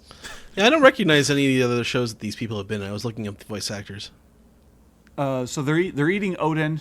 They're just like chowing down, talking to each other. Eventually, Cat Viper just tosses the whole table because it's too hot. His tongue is sensitive. But Odin's like, Odin wouldn't be Odin if it weren't boiled, and he's doing a pose. And Kawamatsu keeps like eating the food even though it's spilled on the ground because he's just so grateful to have food at all. And he's explaining the story about how his mother ran from discrimination, and his mother got hit by a rock and died, and her last words were to, say you're a Kappa. You're in Japan country. Say you're a Kappa. They'll believe that more than Fishman. They're less afraid of Kappas than Fishman, apparently. Apparently the voice of Dogstorm was Gasser in Japanese Bobobo. Oh, That's right. wow. Wow. That's the only of the three. That's the only one who has roles that I really recognize. And seeing how like grateful Kawamatsu is, Cat Viper feels bad and feels like he's being rude. So he's like, "All right, I'll eat the food too." And he starts looking up off the floor, and Odin's like, "No, we'll just make more food. We're rich." I like it when Cat Viper tries eating off the floor, but it is still too hot. I forgot about that bit. I thought it was great. Every bit Odin's of like, them is- try this. And he's like, it's all hot. I have a sensitive tongue. Yeah, that was very cute. So apparently Odin frequently lends money to Orochi, even though Orochi is like supposed to be like independent from Yasu now at this point in time. But the Akazai 9, to make up for the money that Odin's given away to Orochi, the Akazai 9 sneak and try to steal money from Yasu. But Yasu catches them and ties them up, and then just lets them have the money anyway, because he realizes how devoted they are to Odin. And he says, "Hey, get yourself some nice clothes, buy some nice swords, learn some manners." And then there's a whole training montage. Get some Rocky 4 music going. Hearts on fire. All right. I thought of it more as from Mulan. I'll make a man out of you. Yeah, that's what I was thinking. That works, yeah. And then we get this this insane continuous shot of them when they're training. Yeah. I was like, wow, you didn't have to go that hard. This is a brilliant sequence. And like I the love sunset that. shot that So reminds me good. of like the shot in like Jungle P. A good opening.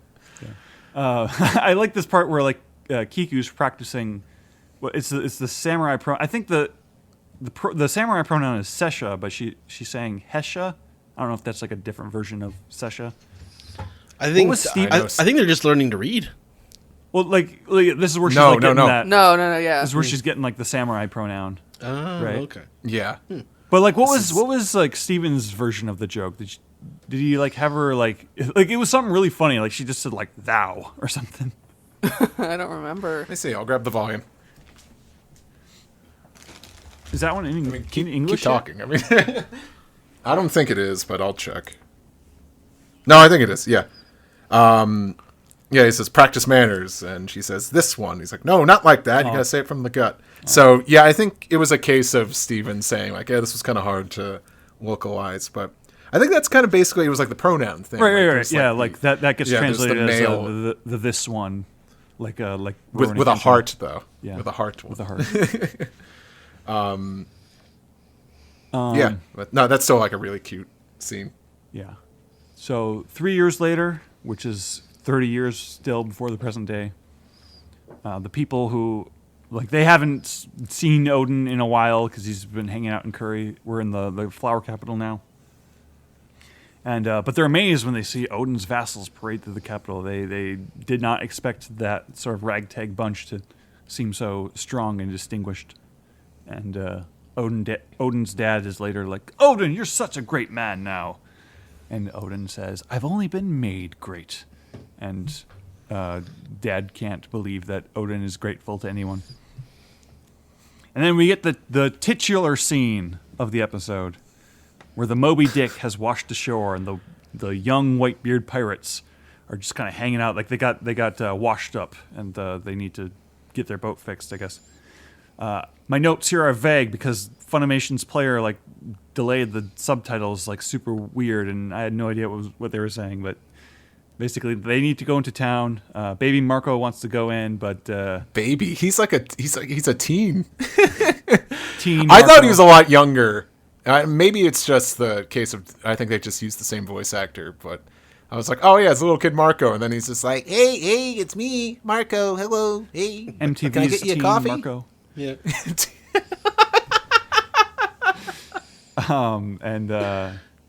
So that's to be continued. General I thoughts? on this? can't believe they named that episode, which was such an important episode about the forming of the Akazaya Nine. They named it after the damn Whitebeard pirates. Yeah, they couldn't wait a week. I know. They just are like, oh, we got to make sure people tune in to the Whitebeard They've been pirates. doing this for a while now, where it's like the last 5 minutes is what the title is. This is And I'm like the just last 20 seconds. Well, I understood it more when it was Yeah. like the Sakuga scene was in the last 5 minutes, and that's the part we're going to name the title after.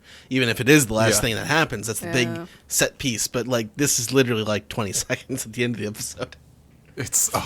It's egregious. Dirty pool, mister. I really like these episodes, and I think I said it on Twitter. The heart is really getting its chance to like shine. Yep. In this in the anime, this flashback in the anime, I'm feeling it, and I like the flashback just fine. I think I wasn't too attached to it when we were reading it last year.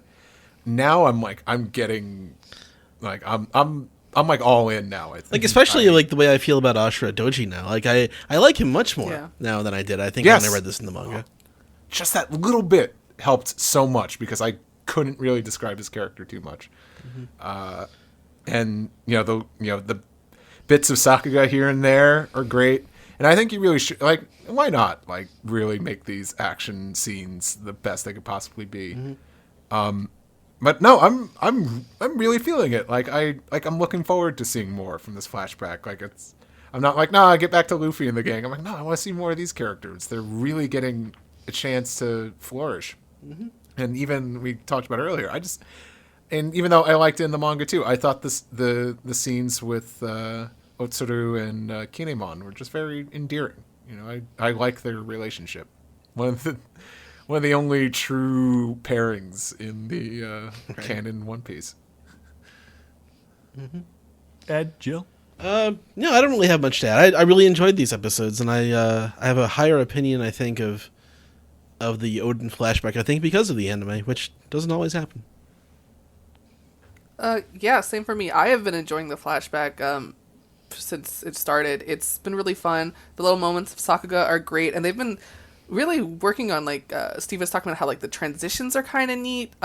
Just the way that the anime is being presented is really good. I like some little implied filler bits that they put in, some extended stuff. Yeah, I was looking forward to this flashback, but really only for the Roger Pirates. I was kind of like, yeah, I can't wait till we get to them. But this has been fantastic. I could watch 10 more episodes of just baby Dogstorm, Cat Viper, and the little Kappa because, my God, they're so cute. Yeah, it's been done really well. Animation's great. I remember when it popped up on screen, I was like, holy shit. I can't remember the scene, but I do remember them using the music from Strong World with the dance. Oh like yeah, with Shiki. Shiki. What part of I can't even remember what part of the episode that was in, but immediately it was great. That was when Kuri was flourishing and kind of repopulating. Yeah. And all the citizens were just doing weird poses. It was very stilted and limited animation.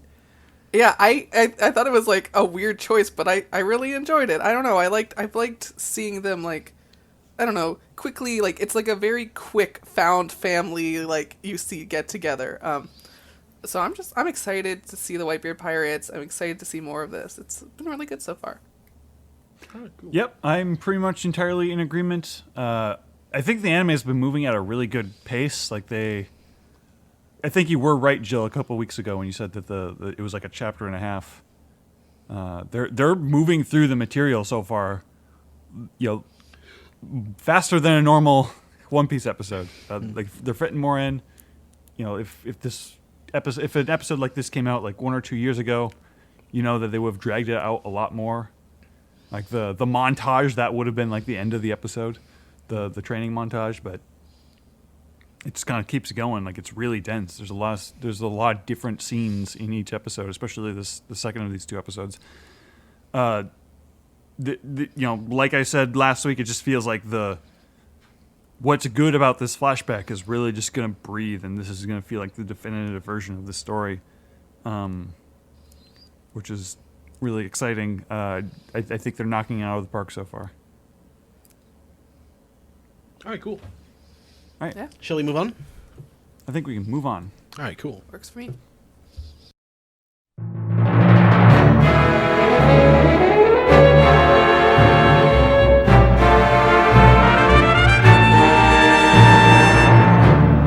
This is the Piece Together segment where we take your questions, comments, and theories and eat everything off our plate because they're starving kids in Wano. Ed, as always, what do we start off this segment with? Dispiece.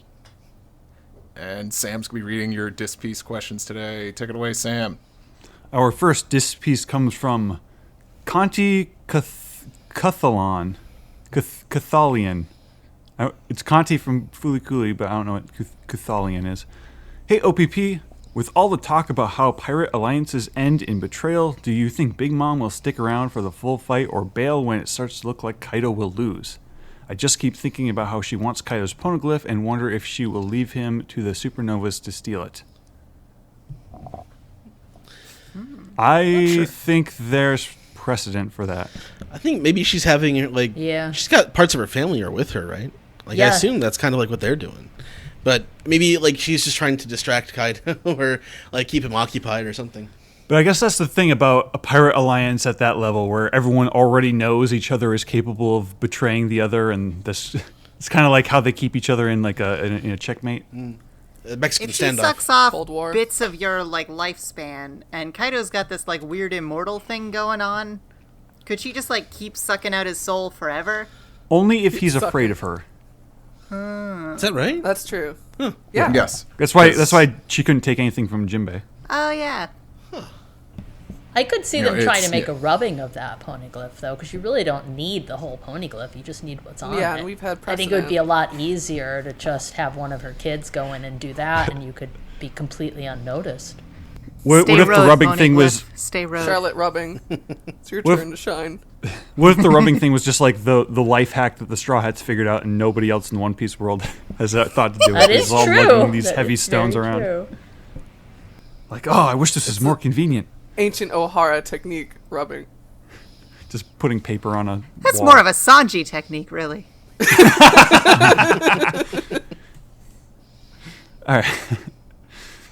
Our next disc piece comes from Big Mike, who says, everybody who's found true love may leave the podcast early today. Oh. Abby, you're free to go. I'm Bye, here losers. forever, then. Aww. Well, I love doing this show, and I love all of you. Gay. So does that mean I get to leave? Yeah, I feel like this is open to a lot of loopholes. Yeah, I think this would be something people would like discuss all these possible theories in a manga recap for.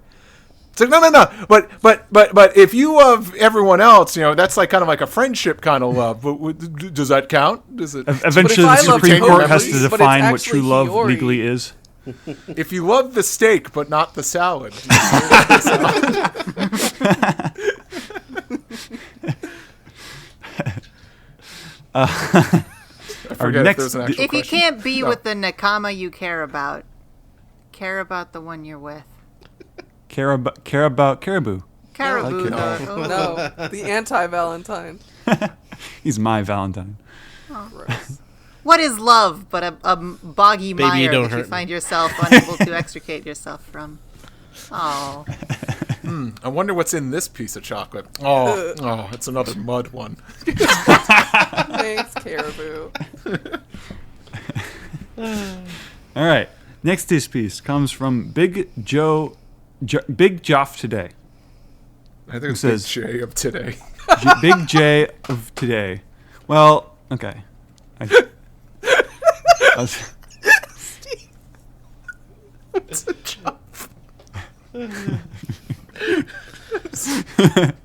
Big Jack off today. Okay. Oh boy. What's going on with these people? I had one of those finished the laughs where I manga couldn't. recap and I had one of those everything. laughs where I couldn't breathe for like a few seconds. I apologize, Big J, if that's not above board. Okay. Big J says, "Hey all, I've been rereading Mashima's Rave Master and Fairy Tale recently. While they are no One Piece, I've come to really appreciate how enjoyable the adventures are and how there are not a lot of good manga that capture the sense of adventure. Anyway, are there any older series anyone on the show would like to reread? And would the Patreon ever feature a special episode of a discussion of an older titles like Hikaru no Go or Toriko or any other older series the crew enjoyed?" I guess when you say older series, those are not my... We did That's not the kind of thing I... Zach and I did a test podcast of reading early Dragon Ball. That was on the Patreon, I think. Who sent that question in? Calling Hikaru no Go old? Like, are you trying to make us feel like we're withered mummies? What are you doing here? How dare you? That would be the infamous Big J of today. Nice going, Big J of today. Oh, I don't know. Also, my back aches. Most of the things I like are just old. I have a hard time getting into anything new. I don't read a lot in Jump. I guess I should, but I'm also it's called Shonen Jump, not Old Man Jump. Yeah, I don't think I read that much manga in the grand scheme of things. I'm Trying to kind think of all over the place with mine too. Yeah, I read about what's half of Shonen Jump, I think. I think Stephen Paul should start translating a manga about like the Abrahamic god renting a room called Saints Old Men. Steven doesn't do that Jesus manga, does he? I he thought he did. did Saints Young Men. I thought he did. Oh. I thought he was posting about it. He's been posting about it anyway. Yeah. Maybe he just likes it. No, I think he also one of his titles that Steven translates that I do really enjoy, and I really enjoyed the anime, was Vinland Saga, which is also from the the manga author of Planetus, which I was very very much a fan of. Which anybody who's a fan of like hard sci-fi with left-wing terrorism would like that show. I mean, one of the core plot points in that show is that there's left-wing terrorists, and the terrorism is effective. So. See, so I think this is a hard question for me to answer because, like, in another lifetime, I would have been saying like Rurouni Kenshin. Yeah. R.I.P. I do want to reread Dragon Ball because I have not read all of it. Like the Z stuff I'm talking about, because I haven't. There's some sagas I haven't read all of, and I would like to go back and do that. Yeah, Yeah, I It's read kinda and the same reread with Dragon me, Ball like on accident every day. So. It's kind of me with Yu Yu Hakusho. I think between the manga and the anime, I never really read the entire manga. I have it though, so like I should just do a binge. And I haven't read it yet, but I got to get through Ice Shield 21. I know it's good. So good. My library has it Oh actually. yeah, you should. I think I've Really? got one on that. We have a pretty big library. manga section at my library. I made a list at one point when I went to the Jump exhibition anniversaries of all the older ones to try to get into. Of course, I haven't touched any of them yet, but that's sort of like a goal of mine, is to try to plow through some of the ones that I saw at that exhibition. Never finished Inuyasha either. I feel like that's a rite of passage I need to do. I'm also rereading Shaman King because I never finished the series. Oh. So Oh yeah, I'm like- interested in that. I should actually like check that out. Yeah, me too. I You got have Amazon friends who are Prime. super into it.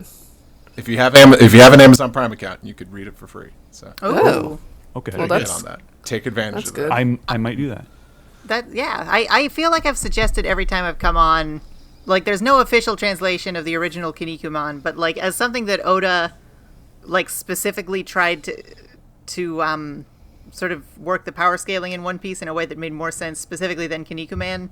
Like, I forget where he talked about it, but because he loved Kinnikuman as a kid, but it's nonsense. And like I feel like in general it deserves a proper translation because it's great.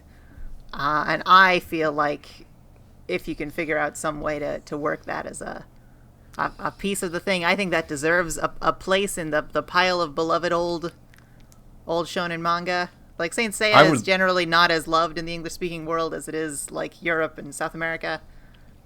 But it also similarly. But I don't know if I would have loved that one. I want to go back to that one like volume of Bobo that Viz released as a one-off. And then they did eventually start publishing the series, but they started like at volume 10 or something. So, Yeah. it's so incredible. Something weird. So incredible to me that finally got a Blu-ray release in this country. Yeah. Did it? It's I thought I had no it's a idea. discotheque Great theme song. SD on Blu-ray. So Yeah. Incredible theme song. Oh, yeah. Oh, good openings and endings. Why don't we move on? Oh, I right. want to talking about like releasing manga in weird formats and orders. I think we were talking about this in Post-it just notes. like socially a while ago. I was talking to Jason Thompson, who like used to do a lot of stuff for Viz, about how like after volume 2, fewer people are buying comics, and then after volume 4 it just like shoots down. And that's why a whole lot of manga and stuff would just release volume 2 and call it like Mermaid Tier instead of Mermaid Saga or whatever, and be very cagey about what Right. volume number it was. I have Mermaid And- Saga. I wondered about that for years, and I finally had someone confessing to it. he was ashamed, rightly. And I just want everyone to know that that's why it was so hard to understand what volume of Pluto you were reading, for example. Yeah, I didn't realize until like last year that like our Dragon Ball Z Volume 1 actually had like the beginning or like the end of the Piccolo fight in Japanese. Like I assumed that the break was the same at least, even if the numbers were different. But then they explained why Volume 1 was always like weirdly short compared to all the other DBZ volumes. That is weird. So our next disc piece comes from Morgil, who says, well, since I can't leave early, crying face, I might as well submit a disc piece. Hey, OPP crew, great chapter. As much as I was loving the fight with Kaido and Big Mom, it's nice to check in with everything below.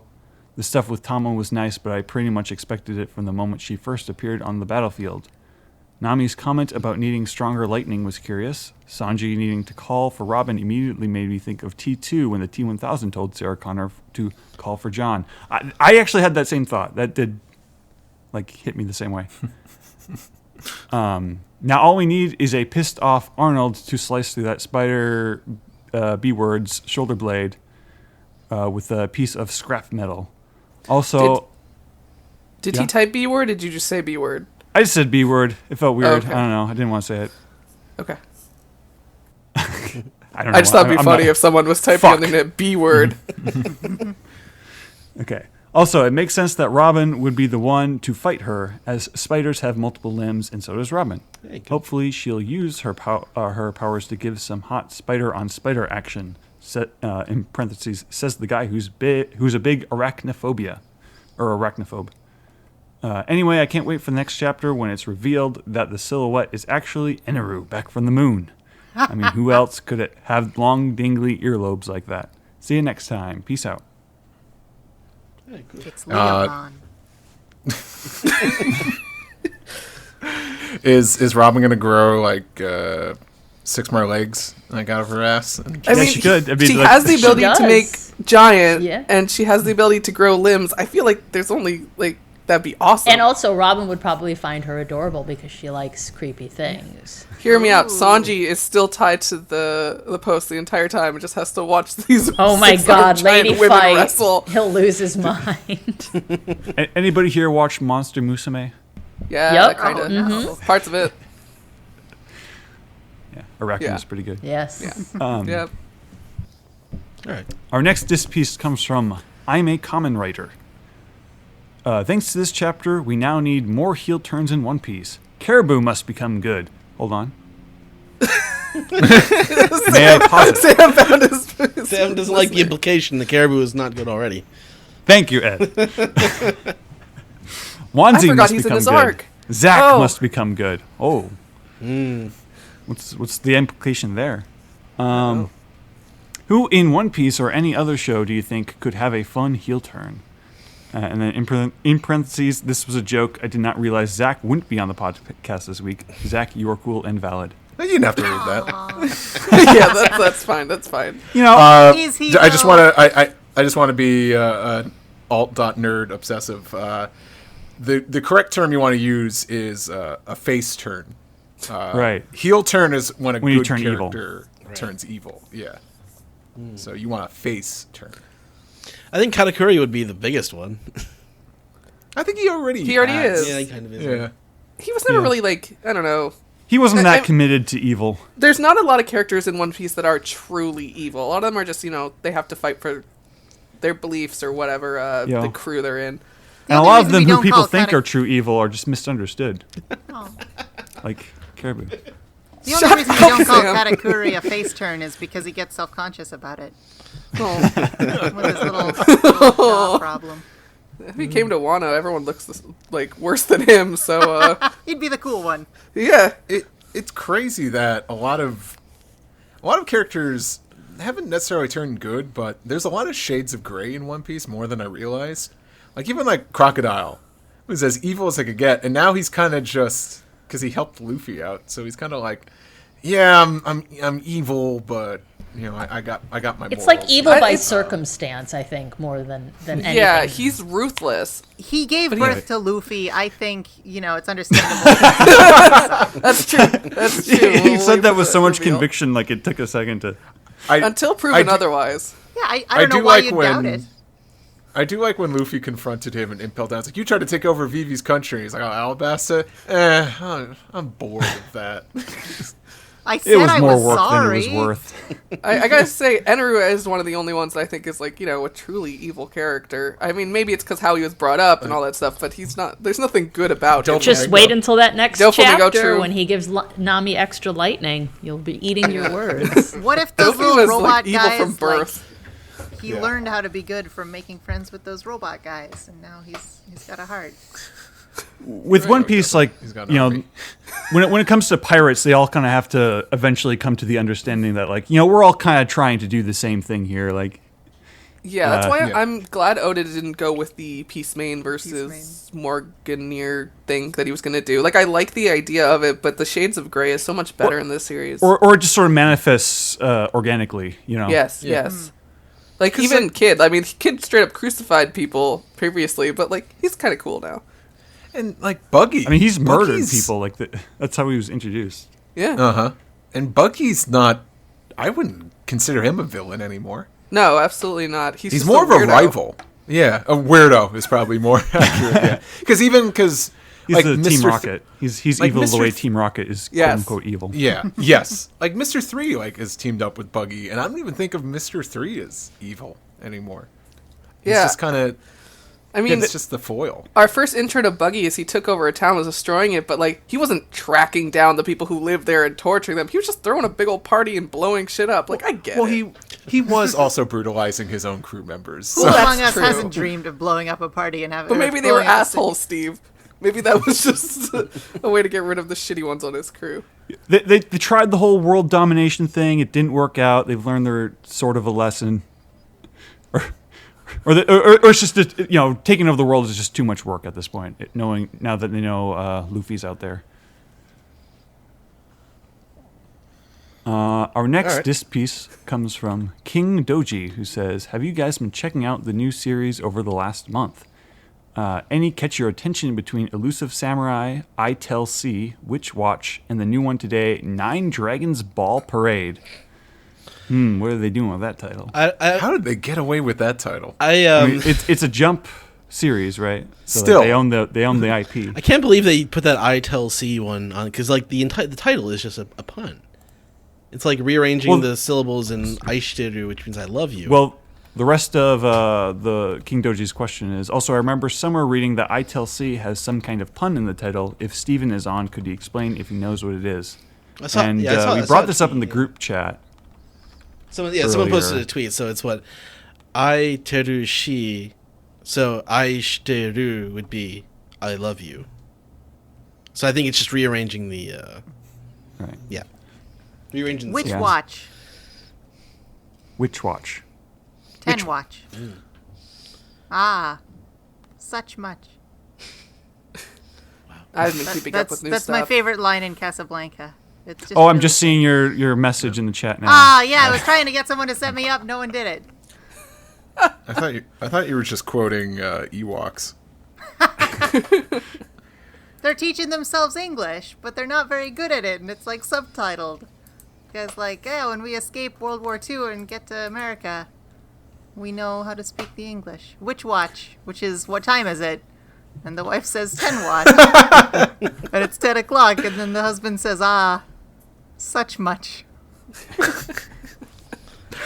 I think that will do it for this piece, right? All right. All right. Well, I mean, let's do get- you guys are you guys keeping up with any of this stuff? Oh, I'm not. I should. No, though, I should be, guess. but I'm not. I'm actually Yeah. still mad that they canceled A Gravity Boys, which was great. It I know deserved in better. the group chat earlier, Joey was saying he dropped I Tell C because of the premise creeped him out. But when he explained the premise, it just made me want to read it. Oh, I was creeped out by that premise. I gotta see for myself, I guess. Oh, was it the detective that falls in love with the criminals? She's Yeah, it's chasing? so interesting. Aren't you Is guys it? like, wow, I Isn't want to that read the that? theme? Isn't that the plot of Lupin? The- Lupin is not capable of love. Let's be You know, real. the no, first but chapter the of I detective, Tell the C. detective, right? Oh, Yeah. Inspector Zenigata. That's what I have been Yeah. informed for someone who has not read Lupin. I mean, this is what I've seen. It's mean- canon, yeah. Yeah, some Lupins are gayer than others. I really like the first chapter of I Tell C, and like I think you could do something great with the premise. As of chapter 2, it seems like they're not going that way. Like it's less about how she's detective working this stuff out, which would have been the fun part. I see. But like even Neuro, I Tell C. which was great, just abandoned the mystery stuff after like 50 chapters. It's heartbreaking. It feels like Shonen Jump keeps greenlighting mystery stories, and then an editor says, "Stop doing mysteries." Oh, I always wanted to read the Detective Trap manga within the manga in Bakuman, Oh heck yeah! but it'll never be. All right, I think that's this piece then. Cool. Let's move into our next segment. And Ed, what's that called? Oh, Zach. Wait, no, Steve. Steve, do you want to enter some emails? Sorry. Sure. Our first one comes from MS. Maggie Simpson. I don't know. Mobile suit. Microsoft. Manga they- stream. Mississippi. They wrote, "It's Valentine's Day. Can I give Nami and Robin a sponge bath?" No. Oh, no, stop writing into the podcast. Only if it's also your birthday.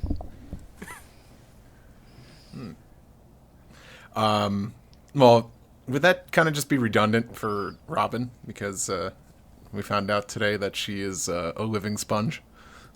There you go. She could reproduce by budding.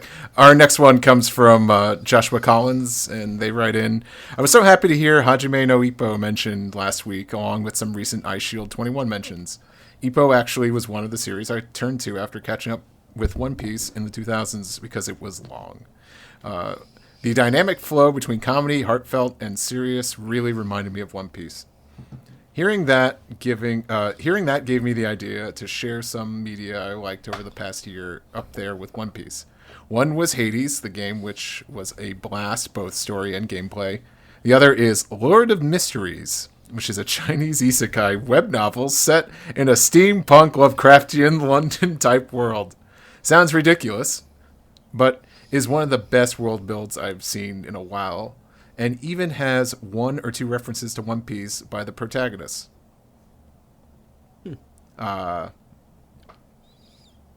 Let's see, what are some of your favorite Which- media other I than was One gonna Piece? ask, what of the series cruise was the past had few One months? Piece in it?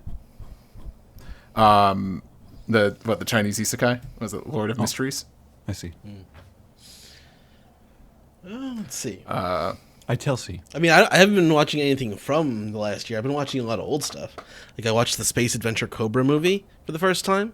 Oh, I watched, nice. I watched Crusher Joe, which is a similar kind of space ruffians kind of movie, which is also very good. But it's like a movie in particular, because it's like 2 hours and 20 minutes long. They take every space like Star Wars trope or a movie trope and like do every kind of action scene possible in it. So I would check that out. It's pretty good.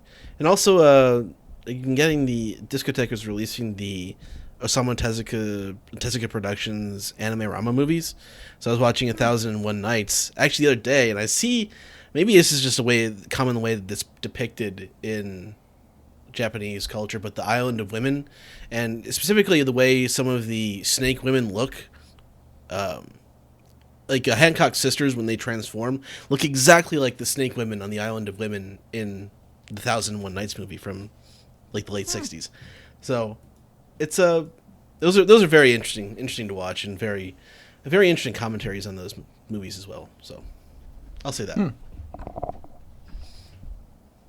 Anyway, What else we got? Yeah. I've been watching Truth Seekers from what's his name? Nick Frost from Shaun of the Dead, the roommate.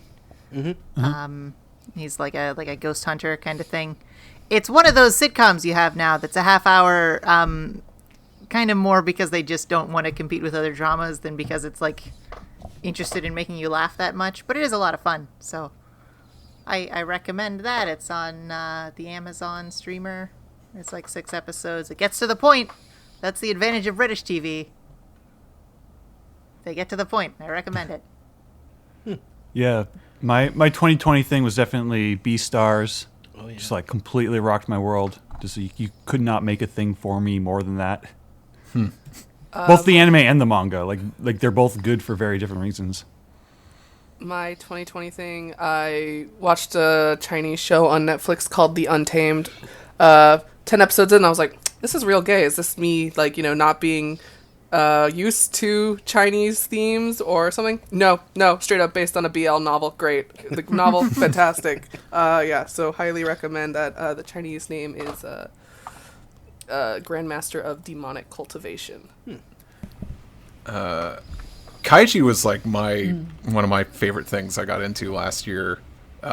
Recently, though, Alex was like repeatedly telling me to check out Ted Lasso on Apple Plus, Apple TV Plus. Yeah. And I finally checked it out. Easy watch too. It's like half-hour episodes, and very wholesome and feel good. I did not know what I was getting into watching that show, and I enjoyed it. They should do a One Piece crossover. It would be Ted Lasso, where he's a football coach who is a dog who's also a gun.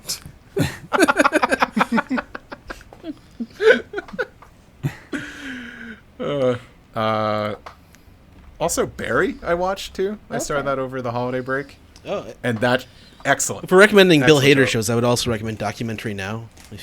Yes, that was my holiday marathon 2 years ago. Nice. And I can't believe I watched that entire show. Some of them are out break, there, but if you want to, I would suggest starting with the Vice documentary parody. Yeah, like episode 2. I think it's still all on Netflix too. So I would say was- for 2020, yeah. I didn't do much because I had a big work project, hence why I'm so behind on One Piece anime. But this year, I've been going back and watching, speaking of Tezuka, I've been watching the old Unico movies, in particular Unico and the Isle of Magic, which my childhood crush on Toby still stands, and I'm still terrified of Lord Karuku. But I'm making my way through a bunch of, like, the obscure cartoons that were on the Disney Channel during the day. So like Raggedy Ann and Andy cartoon from way back in the day, and a couple other things like the original Watership Down cartoon. So basically all this stuff that like scarred you as a child if you watched it really young. Have you seen Plague Dogs? I have seen Oh my Plague gosh, Dogs. don't talk about Wait, Plague no. Dogs. Here's the one that seriously I cannot still watch. Did any of you watch Dot and the Kangaroo? With the live action background about the girl who gets lost in the Australian outback and is rescued by a kangaroo. So, I've never heard of that. oh my God, it's really, it's old, but I remember it when I was a kid. There's a scene where they run away because the bunyip is coming out, and I did a test. I test this out every. Is there like a song about the Yes, bunyip? and we're not going to talk about it Oh, because I will start no. to cry. I scary. legitimately, I am not ashamed to say it, I put it on. I got to that scene, full on tears. Still terrified to this day. So yeah, I've been going back through and like watching like a lot of like old Rankin and Bass, Lord of the Rings, and like some of that older stuff recently. and that's been kind of cool. I started watching Stargate about 3 days ago. So I'm on season 3 now. I've been rewatching Lost for the past few months. Just started season 4. It's been a very fun rewatch. Oh, partying like it's 2009. I think if there's any takeaway from being stuck at home, perfect time to just catch up on a lot of media that you've been meaning to watch, or checking out something new and reading, watching, whatever. And that's what I did last year, or at least tried to. And our last email comes from Holo Trifecta. We know a lot of people's bounties will go up after Wano, but how high do you think Chopper's bounty will rise after Wano, or what his bounty will be by the end of the series? I think my guess is now it's just going to go up another 50 berries. Yeah, it's forever a joke. No, bounty. shoot for the stars. 1,000 berries. A tenner. Have you ever gotten into how dumb the Chopper bounty thing is? Not Because particularly. it makes no sense. Like it's like that's $1. Yeah, that's pretty funny. Well, he's a pet. Like if it's like yen, then Yeah. like he's not worth the paper they print that bounty on. You could buy a reindeer for less. And he's supposed to be like this rare exotic animal that like lots of people want. Yeah, it's weird. I don't know. Makes no sense. Oda, get better at writing. Thank you, Sam. I don't think it's out of line to say I could do better. I could do better. That's going to do it for emails. Jill, what's our next segment here? I don't remember the bit we do, but we are at the subreddit archipelago. We're going to go deep. We're going to go deep. Is that, Isn't that what Steven says? So we're Is going to it? take a deep dive into the... Subreddit Archipelago. We're going to ride the Ferris wheel at the... we're going to get captured by slavers at the subreddit archipelago. All right. First one here is from Falcon Gales, who says, so I know this has been brought up about Oda speeding through fights, and I hope it's just, it's not true, but I hope the Frankie Sasaki fight isn't done already. I feel like we're getting tons of stuff out of the roof fight, which I appreciate, but I don't want the side fights to get sidelined, so to speak. I don't think it's done yet. No. We haven't even seen Sasaki's, like, half form, right? Yeah, I guess it don't would make think sense so. that we see that stuff. Anyone else have anything to say about that? We just in Nah. conclusion. All right. Next question is from Reverse Eye Patch. What would be the funniest result of a human eating a human smile fruit? I know Oda mentioned that they would reach enlightenment, but I don't know Panda Man. what else there'd be. Yeah. Well, what other models of human fruits could you There's the imagine? Buddha one. We had 'Cause that. We got the Buddha one. Chopper's got the regular one. Statue of Liberty. Abby, help me out here. Human fruit model tough old ladies. That's I think that's the Korea one I had. want to see the most. We already had the Well, Obahan time. Yeah. Oh. Well, what I was going to say, like, is there a possibility that you could eat, like, a human fruit and you kind of turn into, like, the one Transformers character, Punch / Counter Punch? Oh, where no. His ability is he disguises himself as a Decepticon called Counter Punch. What? Yeah, somehow, like, he just, like, he'll sneak in and be like, hey, it's just me, Counter Punch, your best friend on the Decepticons here. And the Like, "Oh, hey, Decepticons Counter aren't Punch." like, hey, you look like our friend Punch. Your name sounds awfully similar. Well, he transforms because he's Oh, a yeah, Transformer, okay. right? I want to say there's Yes. a one continuity where like he's driven mad by the pressure of having to keep two identities straight, and he just wants So does he have kill to pretend everyone. he's like his own twin brother or something? I don't That'd be know. hilarious. Yeah, for reconnaissance. It's a very silly franchise. Whose fans are all lovely people who shouldn't feel bad at all, and please don't be mad at me. All right, I'll go to the next one. This from is 1234 NTAC, who says, "Oh wait, you know what? This is a question for Steven that I don't think we're gonna know the answer for. So, Maybe ask it next about week. I don't know. yeah, ask it next week when Steven's back on. We'll get to do it. All right, this one is from Electric Dynamite, who says, "Hey OPP, which of the following would you want released in English the most? There's a few listed here: Color Walk Compendium 3, One Piece Magazine Collection, Law Novel, Wanted Manga, Sanji's Cookbook, Data Books, or Beaver Cards." They say, I personally would love to have the cookbook in English or the original Wanted manga book. I vote for the original Wanted, although I would think a compilation of things out of the One Piece magazine would also be very good, but that would probably be the hardest to do. Yeah, I would Yeah. love the magazine collection. I don't know if they do it. The law novel, I assume, is actually going to get translated because we have the Ace one. Right. Sanji's cookbook would be fantastic. Yeah, Wanted. That feels pretty. That would be pretty important. Yeah, Wanted. They might do it when, like, the series is over. I think they would do, like, a really cool little thing with the Wanted manga. I would want English Viver cards as well. Yes, that'd be awesome. Especially if they can do like another rollout, so I don't feel bad about being so far behind if I were to start now or something. Yeah. The same way they'll do like tie-in cookbooks. I think it would be funny if they did like a tie-in cartoon medical manual for law. But on the front, it has to say this Law's is not anatomy. Lost like the Sanji's cookbook. With that Vitruvian man anatomy diagram, but it's Robin with like 4. Sanji's Yeah. cookbook comes with a cutting board, right, or a soft Does it? like a mat thing. I bought the Japanese version. There's something in the back of it. It's like a mat of some kind. That's cool. The will of I don't D. wanna use- I D. don't wanna The use will of D stands for DSMV. I would like to see the data books, but then again, I don't know. Like it's unofficial, but it's getting easier to find information about One Piece out there. But I'd like a definitive official source too. Yeah. Well, I think Yeah, the Beaver and I don't cards would always also. trust the wiki. Yeah, Beaver cards would help. Yeah. That would make all the Viver cards I bought a waste. This next one is from The Real Peaches 144. It says, you ever wonder how a great sword like Sandai Kitetsu from Wano ended up on the sword clearance rack in Logtown?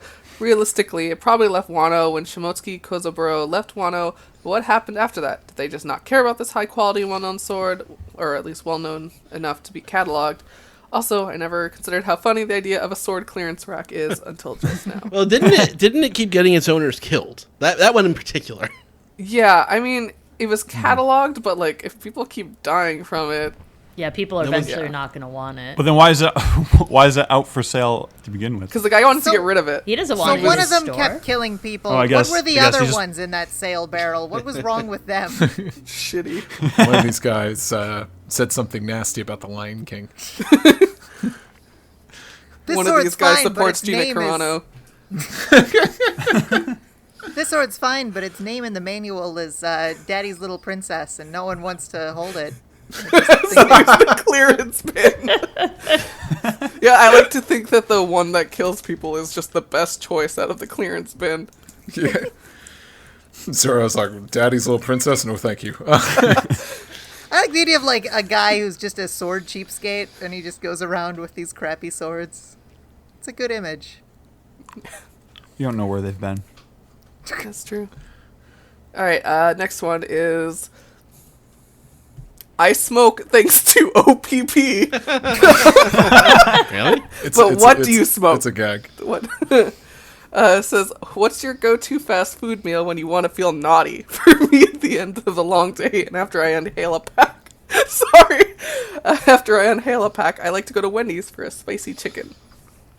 Man. I have one really close to me, so it's like, I go to Taco Bell all the time. Crunchwrap Supreme.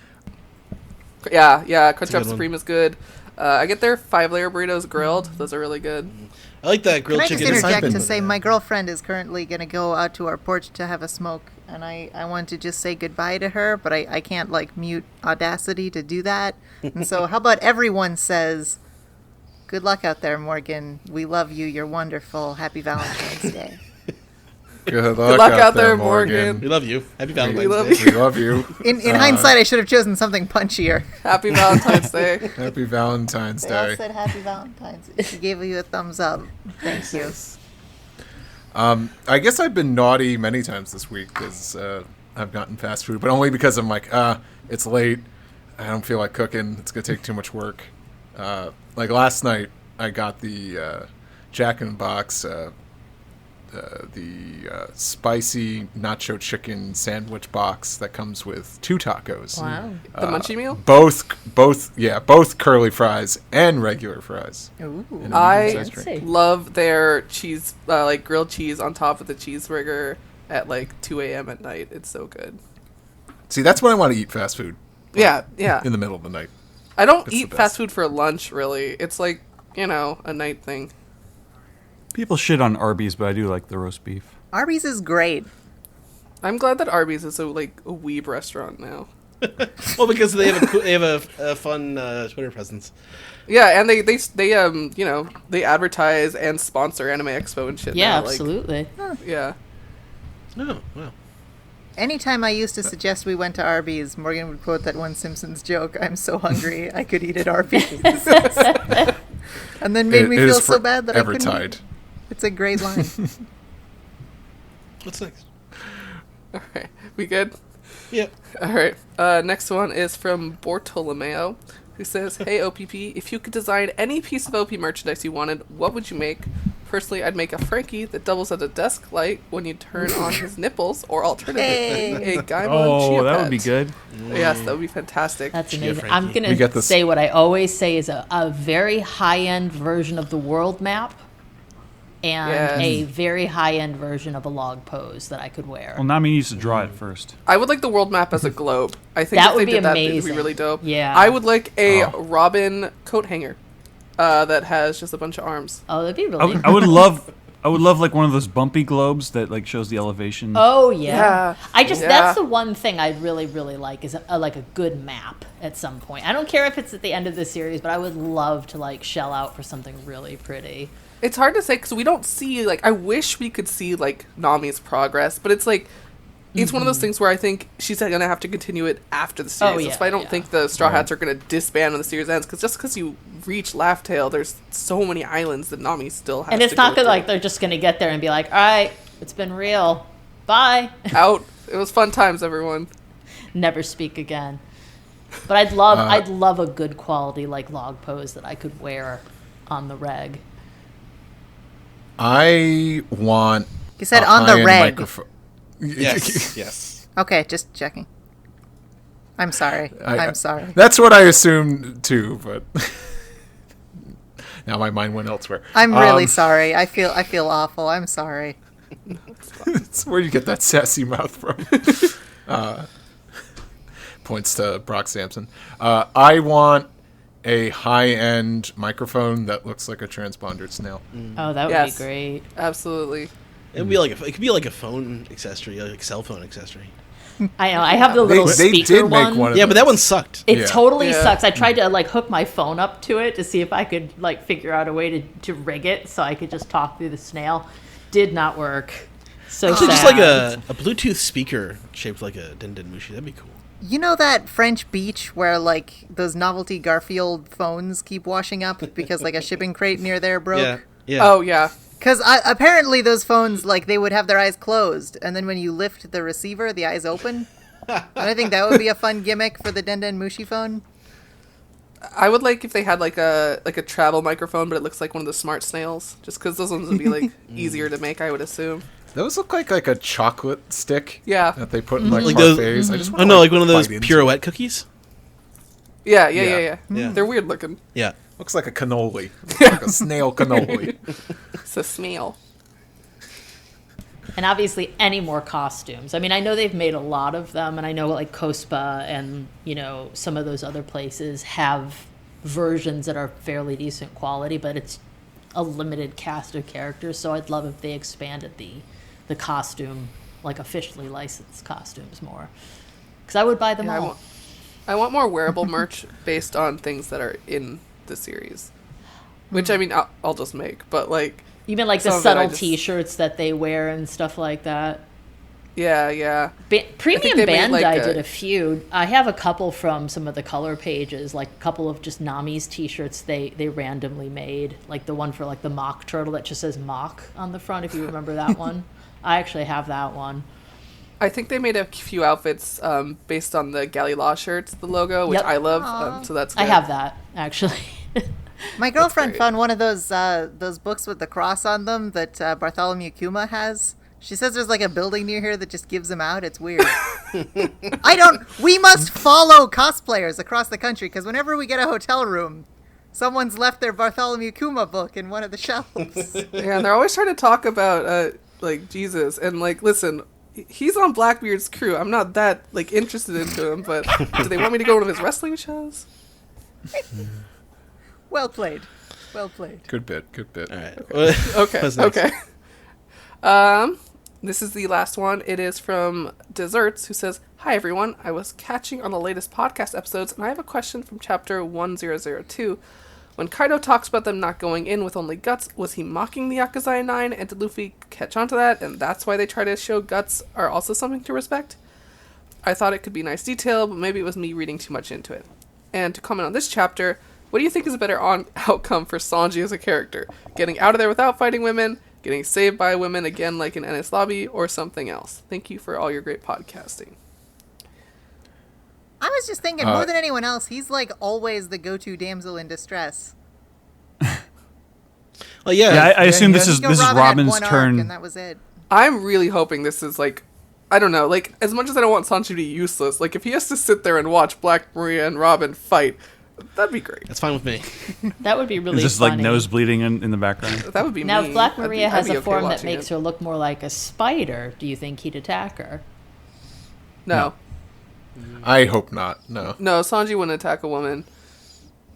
Like, I can't even... And unfortunately, the only way I could even see Oda thinking about it is if she's straight up about to kill Robin. But I don't want that to happen because I want Robin to have a good fucking fight. So... Yeah. Yes. I would like I think Robin this is to mostly- not be rescued and handle it herself. yeah, I for want this sure. fight. It sounds like a great team up. This is great Robin's battle. turn to do what Nami did in Ennis Lobby. Yes. And To get the all whole wet. guts thing, I think the guts thing is just a reference to it. Just like it's an ongoing theme with Luffy, just always Right. mentioning guts, or just. Well, he the sure fact that can't he mention has- brains, so... He sees a guy and he's like, "You're huge. That means you have huge guts. Rip and tear." I read that as, Kaido talked about guts like in a few pages before, and then Luffy completely forgot about it by the time the end of the chapter, and Yeah. Basically. he just said guts because that's the honest answer. All right, that's gonna do it for the subreddit archipelago. Ed, that brings us to. Peace the tweet. Yeah. All right. Ed, what's happening on the Twitter? Okay. First one comes from Manadork, who says, "Tama, if we hit that bullseye, the rest of the dominoes should fall like a house of cards. Checkmate." Question. Would Tama's dumplings work on Kaido? I mean, his hockey is pretty strong, and it is a devil fruit power. But if he doesn't see it coming, like if he eats it, Yeah, I don't know how, like, it works. Like, is it her... I would normally be like, oh, like, it's her will against them or something, but, like, she's a child, and these are gifters, and she's already overpowering them. Right. Well, So I don't know, like, what her upper she's got a range pretty is. strong will, as we've seen from her speech this chapter, but not enough, I don't think, for Kaido. Yeah, I don't know. Do you think anything has to do with like body mass or size? I mean, most everyone that she's given it to hasn't been like would it work on Kaido Baccaria? size. Yeah, Would he that's have what to I'm eat her curious. whole? Like, do you have to get more than one in there if they're absolutely massive? Yeah. If he eats Does her he have to be in his completely- dragon form for it to work? That's true. These are all good I don't questions. know. Wait, have we? I don't remember. Have we seen if it works on Zoans or only gifters? We've only seen gifters. I don't know. It only working on gifters kind of is just what makes the most sense to me. Like that would be like really goofy if Kaido could be tamed that easily. Which would be weird because gifters aren't necessarily it's like fake powers. It's not Exactly. fully tapping into those abilities. Yeah, so. I don't. I think know. Oda doesn't want us to think about it. I think he doesn't want to answer the question because he doesn't want us to ask this question. I guess I don't know. Well, I guess in I forgot the guy's name. In Momotaro, right? Yeah. Right? He feeds it to the animals, and then the animals kill the ogre. Like, he doesn't feed more dumplings to the ogre. Even though that would have been much sweeter. You know what, Momotaro? Shame on you. Whether or Make not friends it's whether or not it's possible, I don't think it's likely to happen the way Oda writes fights. I don't think Kaido's into getting a dumpling. Yeah, no. I think the It would be kind of great if this Wano arc that he built up for 10 years is just a complete anticlimax. Listen, Tama is made of dumplings. If he eats Tama whole, That's enough take dumpling over his body to control from the him. inside. No, That's that's enough Big dumpling. Mom though. Big Mom. All right, next Well, one Kaido's got to compete with her on that now. comes from Mo Cologne, who I had the question about Zoans, but he also asks, when Yes Drake first transformed into Sabati, his full form was just a dino with no hair. Since Wano, all dinos have hair. Odd. Yeah, like Sasaki. Stronger. Yeah. All right. And next one comes from Johnny24, who says, if the Straw Hats... Well, wait, I should mention... You don't see much of Drake in the manga. No. Well, you don't get like a good look at him in the manga. You get a better look at him in the anime. But he's also wearing a hat. That's true. He just stuffed all that hair in his hat. Or is everyone just being Big Johnny24... dino little hat. Okay. Johnny24 asks, if the Straw Hats ate smile fruits of their animal counterparts, how would they look? Like, so if... where would God. Luffy's monkey grow? where would Frankie be on the rhino? Like, I think this is talking about the realistic... I think Sanji was a ram. Yep. Brooke was a giraffe. The figure yeah. set thing? Yeah. Brooke was a giraffe. Sanji was a ram. I think. Toshio, I assume the question was about like their image animals. Like Luffy's a monkey. Mm-hmm. Yeah, and then if they were Shark. smile fruit users, how would it? Right. I like to assume that since Luffy was so excited to be a centaur in Punk Hazard, that he would be like a monkey centaur. What would like a Zoro shark smile be? Just the teeth. Just the teeth? Yeah. No, and I want him to have flippers. Yes, absolutely. Flippers and teeth. Sanji Duck, I just want him to just have a duck bill. I just want him to look like a disturbing character from the Howard the Duck movie. Oh, God. Yeah.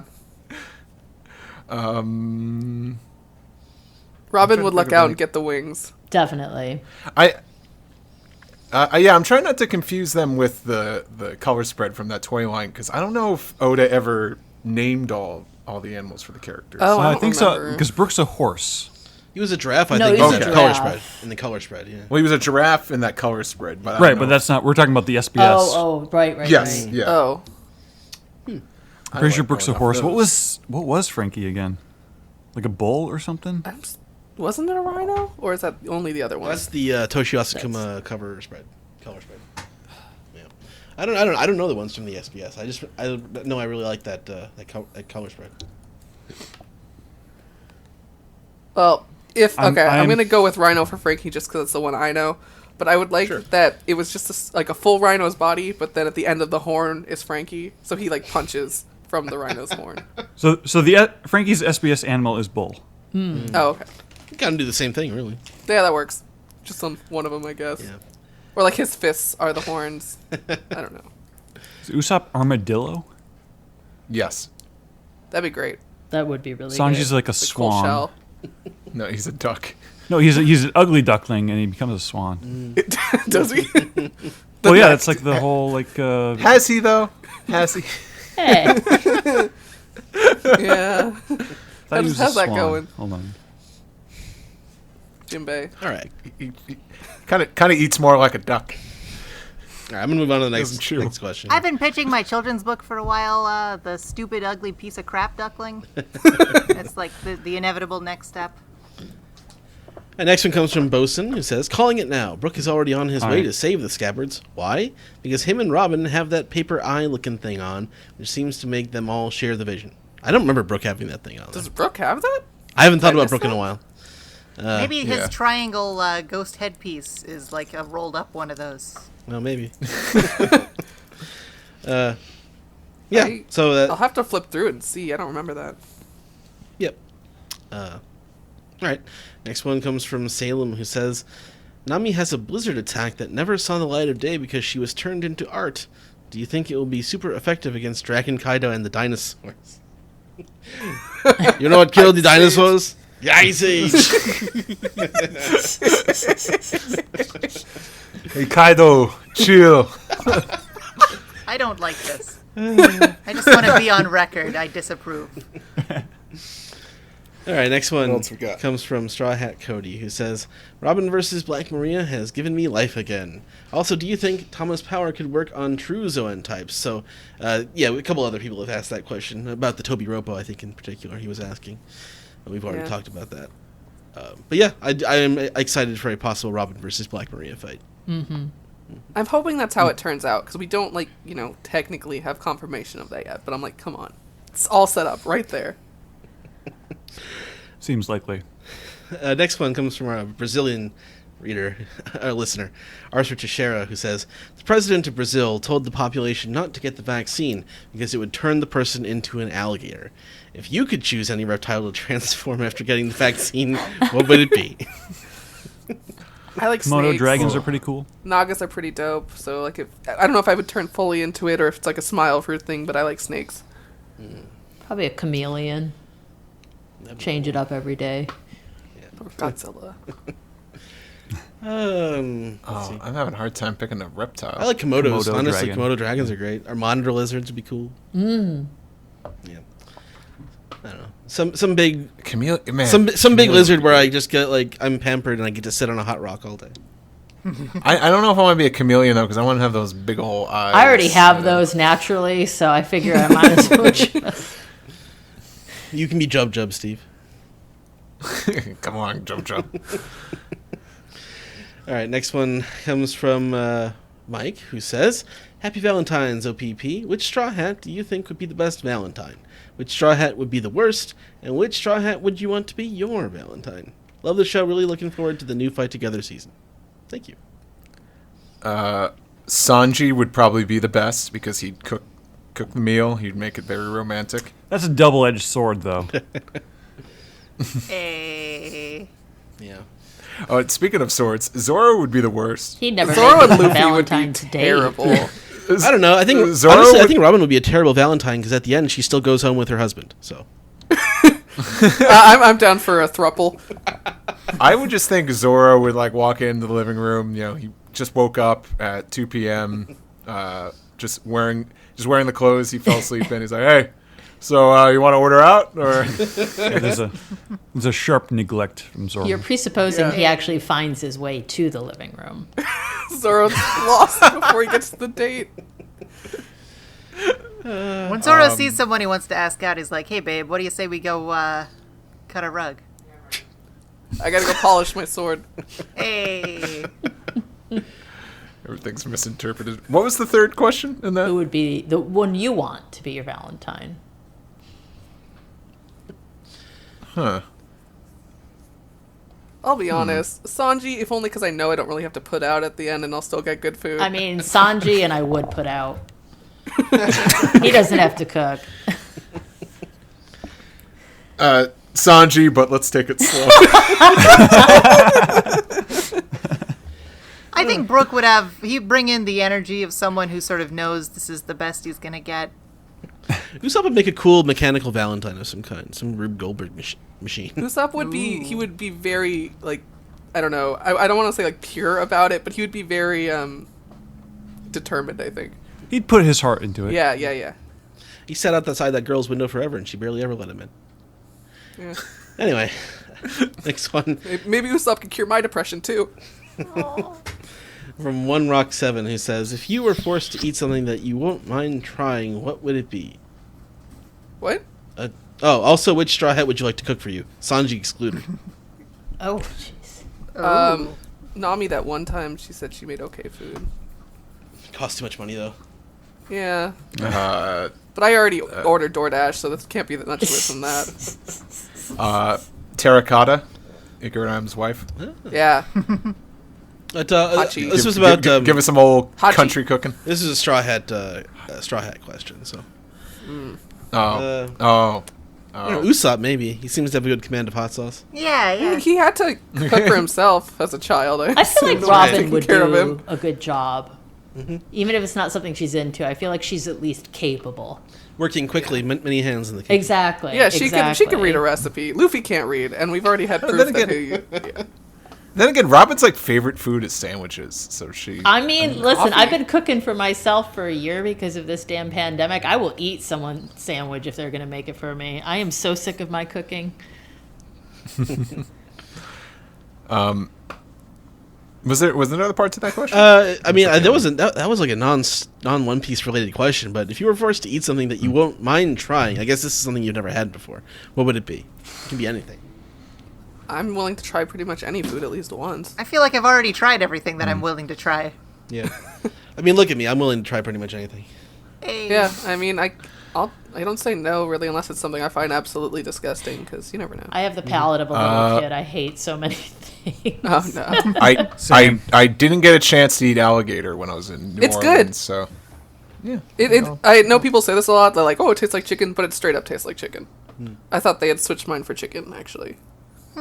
Maybe I would try gator. Like I would do that. I had guinea pig in Peru. That was good. Oh, you monster! No, and here's the thing: they serve it to you on a stick, but it's like filleted. Like the claws are still attached. The head is still there. I ate its tongue, gained its power. and its heart to gain its courage. It's my own smile fruit, really. That was pretty good. I have a soul, so I've never done that. See, that's what I'm missing. All right, final one comes from Sajara20, who says, I know who the mystery person is. It's How'd You Get In There Too from Impel Down. This is a reference to one of the names that Steven made up for the... That whole thread is great. Yeah. Yeah, some of those names are way out there. I like that. And he says, hope I didn't blow your minds with this revelation. But that's the last one, so we can move on to, I guess, round off the show. Yeah. Oh. Why don't we close off this pod? We don't close off. Why don't we close out this? Let's end the show already. Clothes off, everybody.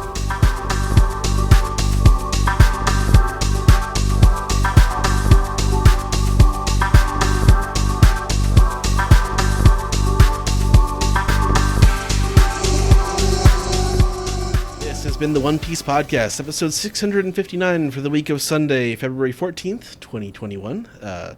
We had the anime manga recap for chapter 1004, anime recap for episodes 961, 962, and I would like to thank everyone for coming on this week and wish everyone a happy Valentine's Day. And if anyone wants to, I'll do the outros, and if you got anything you want to plug, please let us know. But first of all, I would like to thank Abby for coming on the show this week.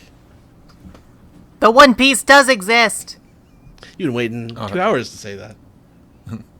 Good to know. I'm glad we haven't spent like 12 Wasting years. talking about a manga that doesn't exist. Yeah, thank God. I would kind of admire his nards if it is just nothing happened at the end. Yeah, that's not him though. Much ado about nothing. Yeah. How can people contact you out there on the internet? I'm a nobody. I'm Abby Den on Twitter. Okay. Yeah, that's about it. Plug your Twitter. AbbyDenton.podbean.com. I made a cyberpunk audio sitcom a while back. It's okay. Cool. Yeah. All right, cool. Thanks for coming on. And Jill, where can the people out there find you? You can find me at Piratess on Luck on Twitter and most other social media. Happy Valentine's Day, everyone. For everyone who's waiting to confess to me, today's the day. All right, and Kelly. You can find me on social media at Karuri, and whoever Jill rejects, I will take sloppy seconds. And Sam, where can the people out there find you? They can find me on Twitter at Lucky Chainsaw.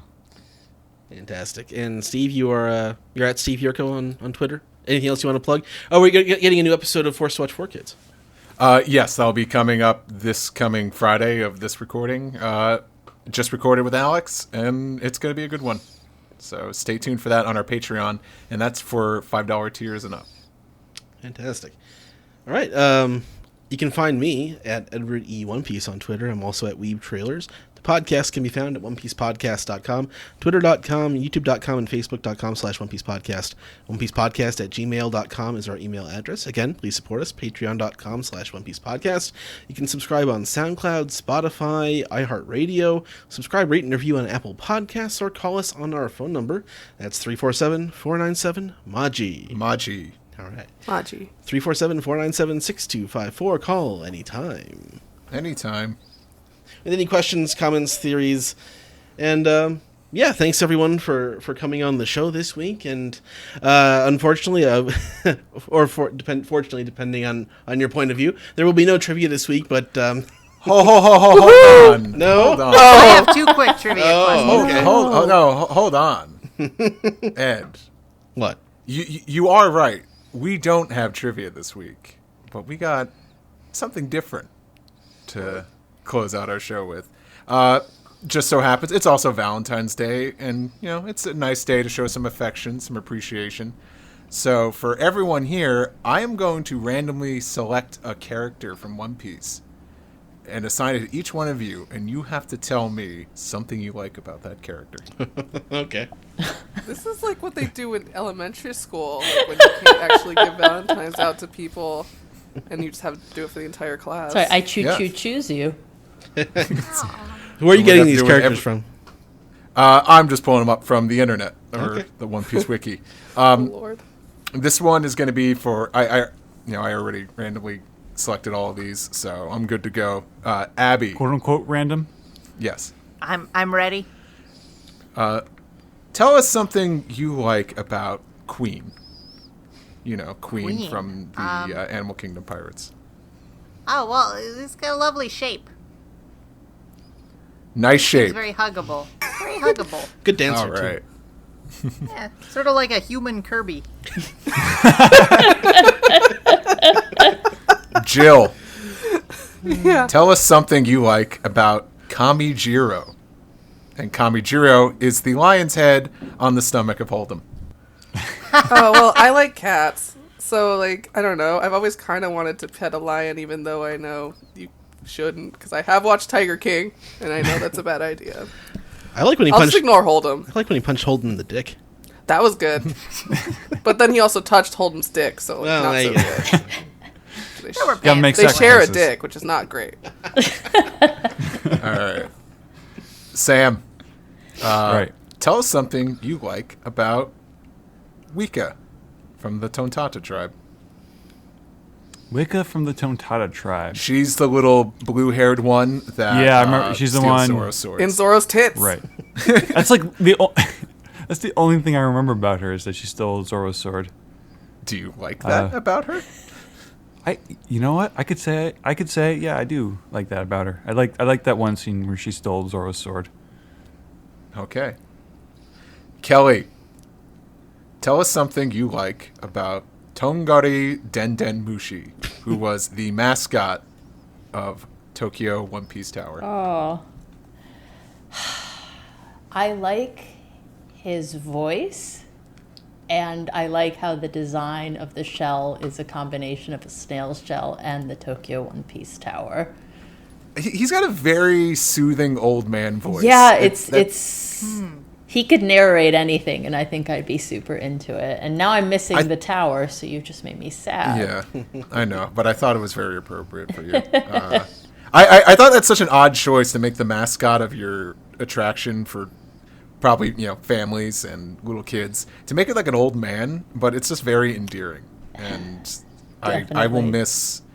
miss walking out of Tokyo Tower and hearing like the big statue. I forget if the statue talked, but I think it's in the beginning. And It's in just the like, beginning during the intro Yeah. when he comes around. Yeah. I'll miss him, and I think that's everyone except for Ed. Sure. Give me one. And this is a duo. Tell us what you like about Koze and Paki. They were members of the Yes Pirates. You might remember them from the time they confronted Toshigi in Logtown. Well, I'm sure you remember, but in case you don't, there's the link for you. Oh boy, let me have a look here. Koze and Paki. Hecky. Of the Yes Pirates. They, well, Tashi beat them, and that made her look awesome. So that's good. That's good about them. They lost. So you're saying you appreciate the fact that they're. I appreciate that they jobbed they're the losers. Toshigi. They put her over strong. Fantastic. That's going to do it. for Wait, this- Steve, I have one for you. Oh. Sure. Say something nice about the Yeti Cool Brothers. I got one. You know what? I'll let Ed. I know what Ed's going to say, so I'll leave it to him.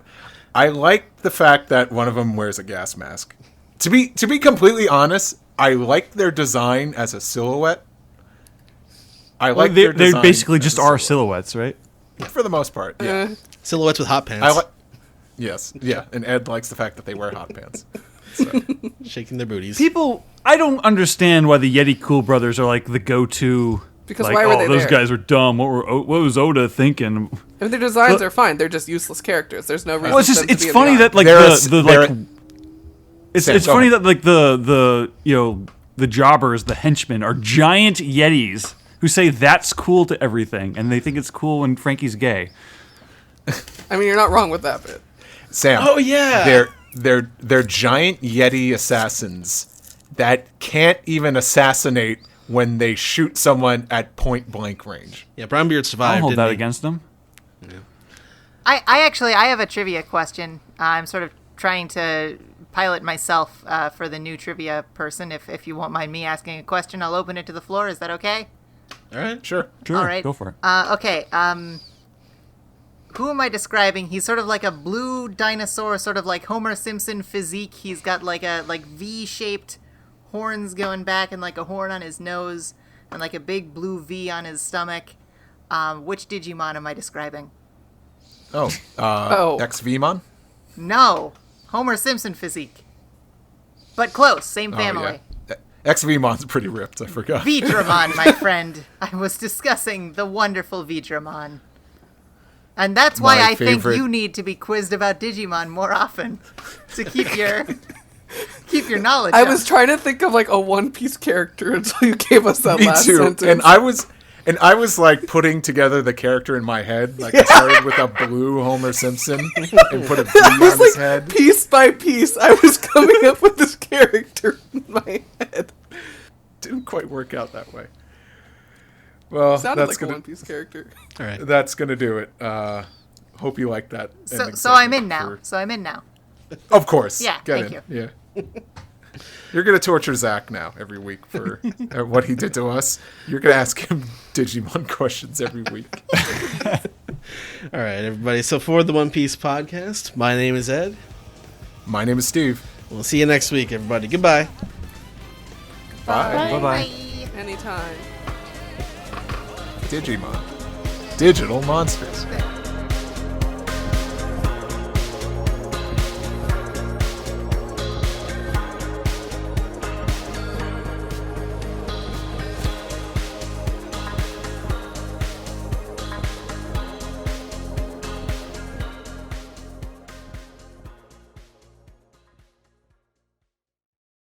Should we do another slate? Well, we should probably do that once we get started on Piece Together, right? Right before. Do we have? Because we got to do episode titles and all right, images. cool. That's true. I'll grab a drink. I'll be right back. Okay. Sure. I like it better when the segment's called Piece Together. Piece Together. That's Hey, Polly, look for the One Piece this weekend. Me and the boys. Hey, boy.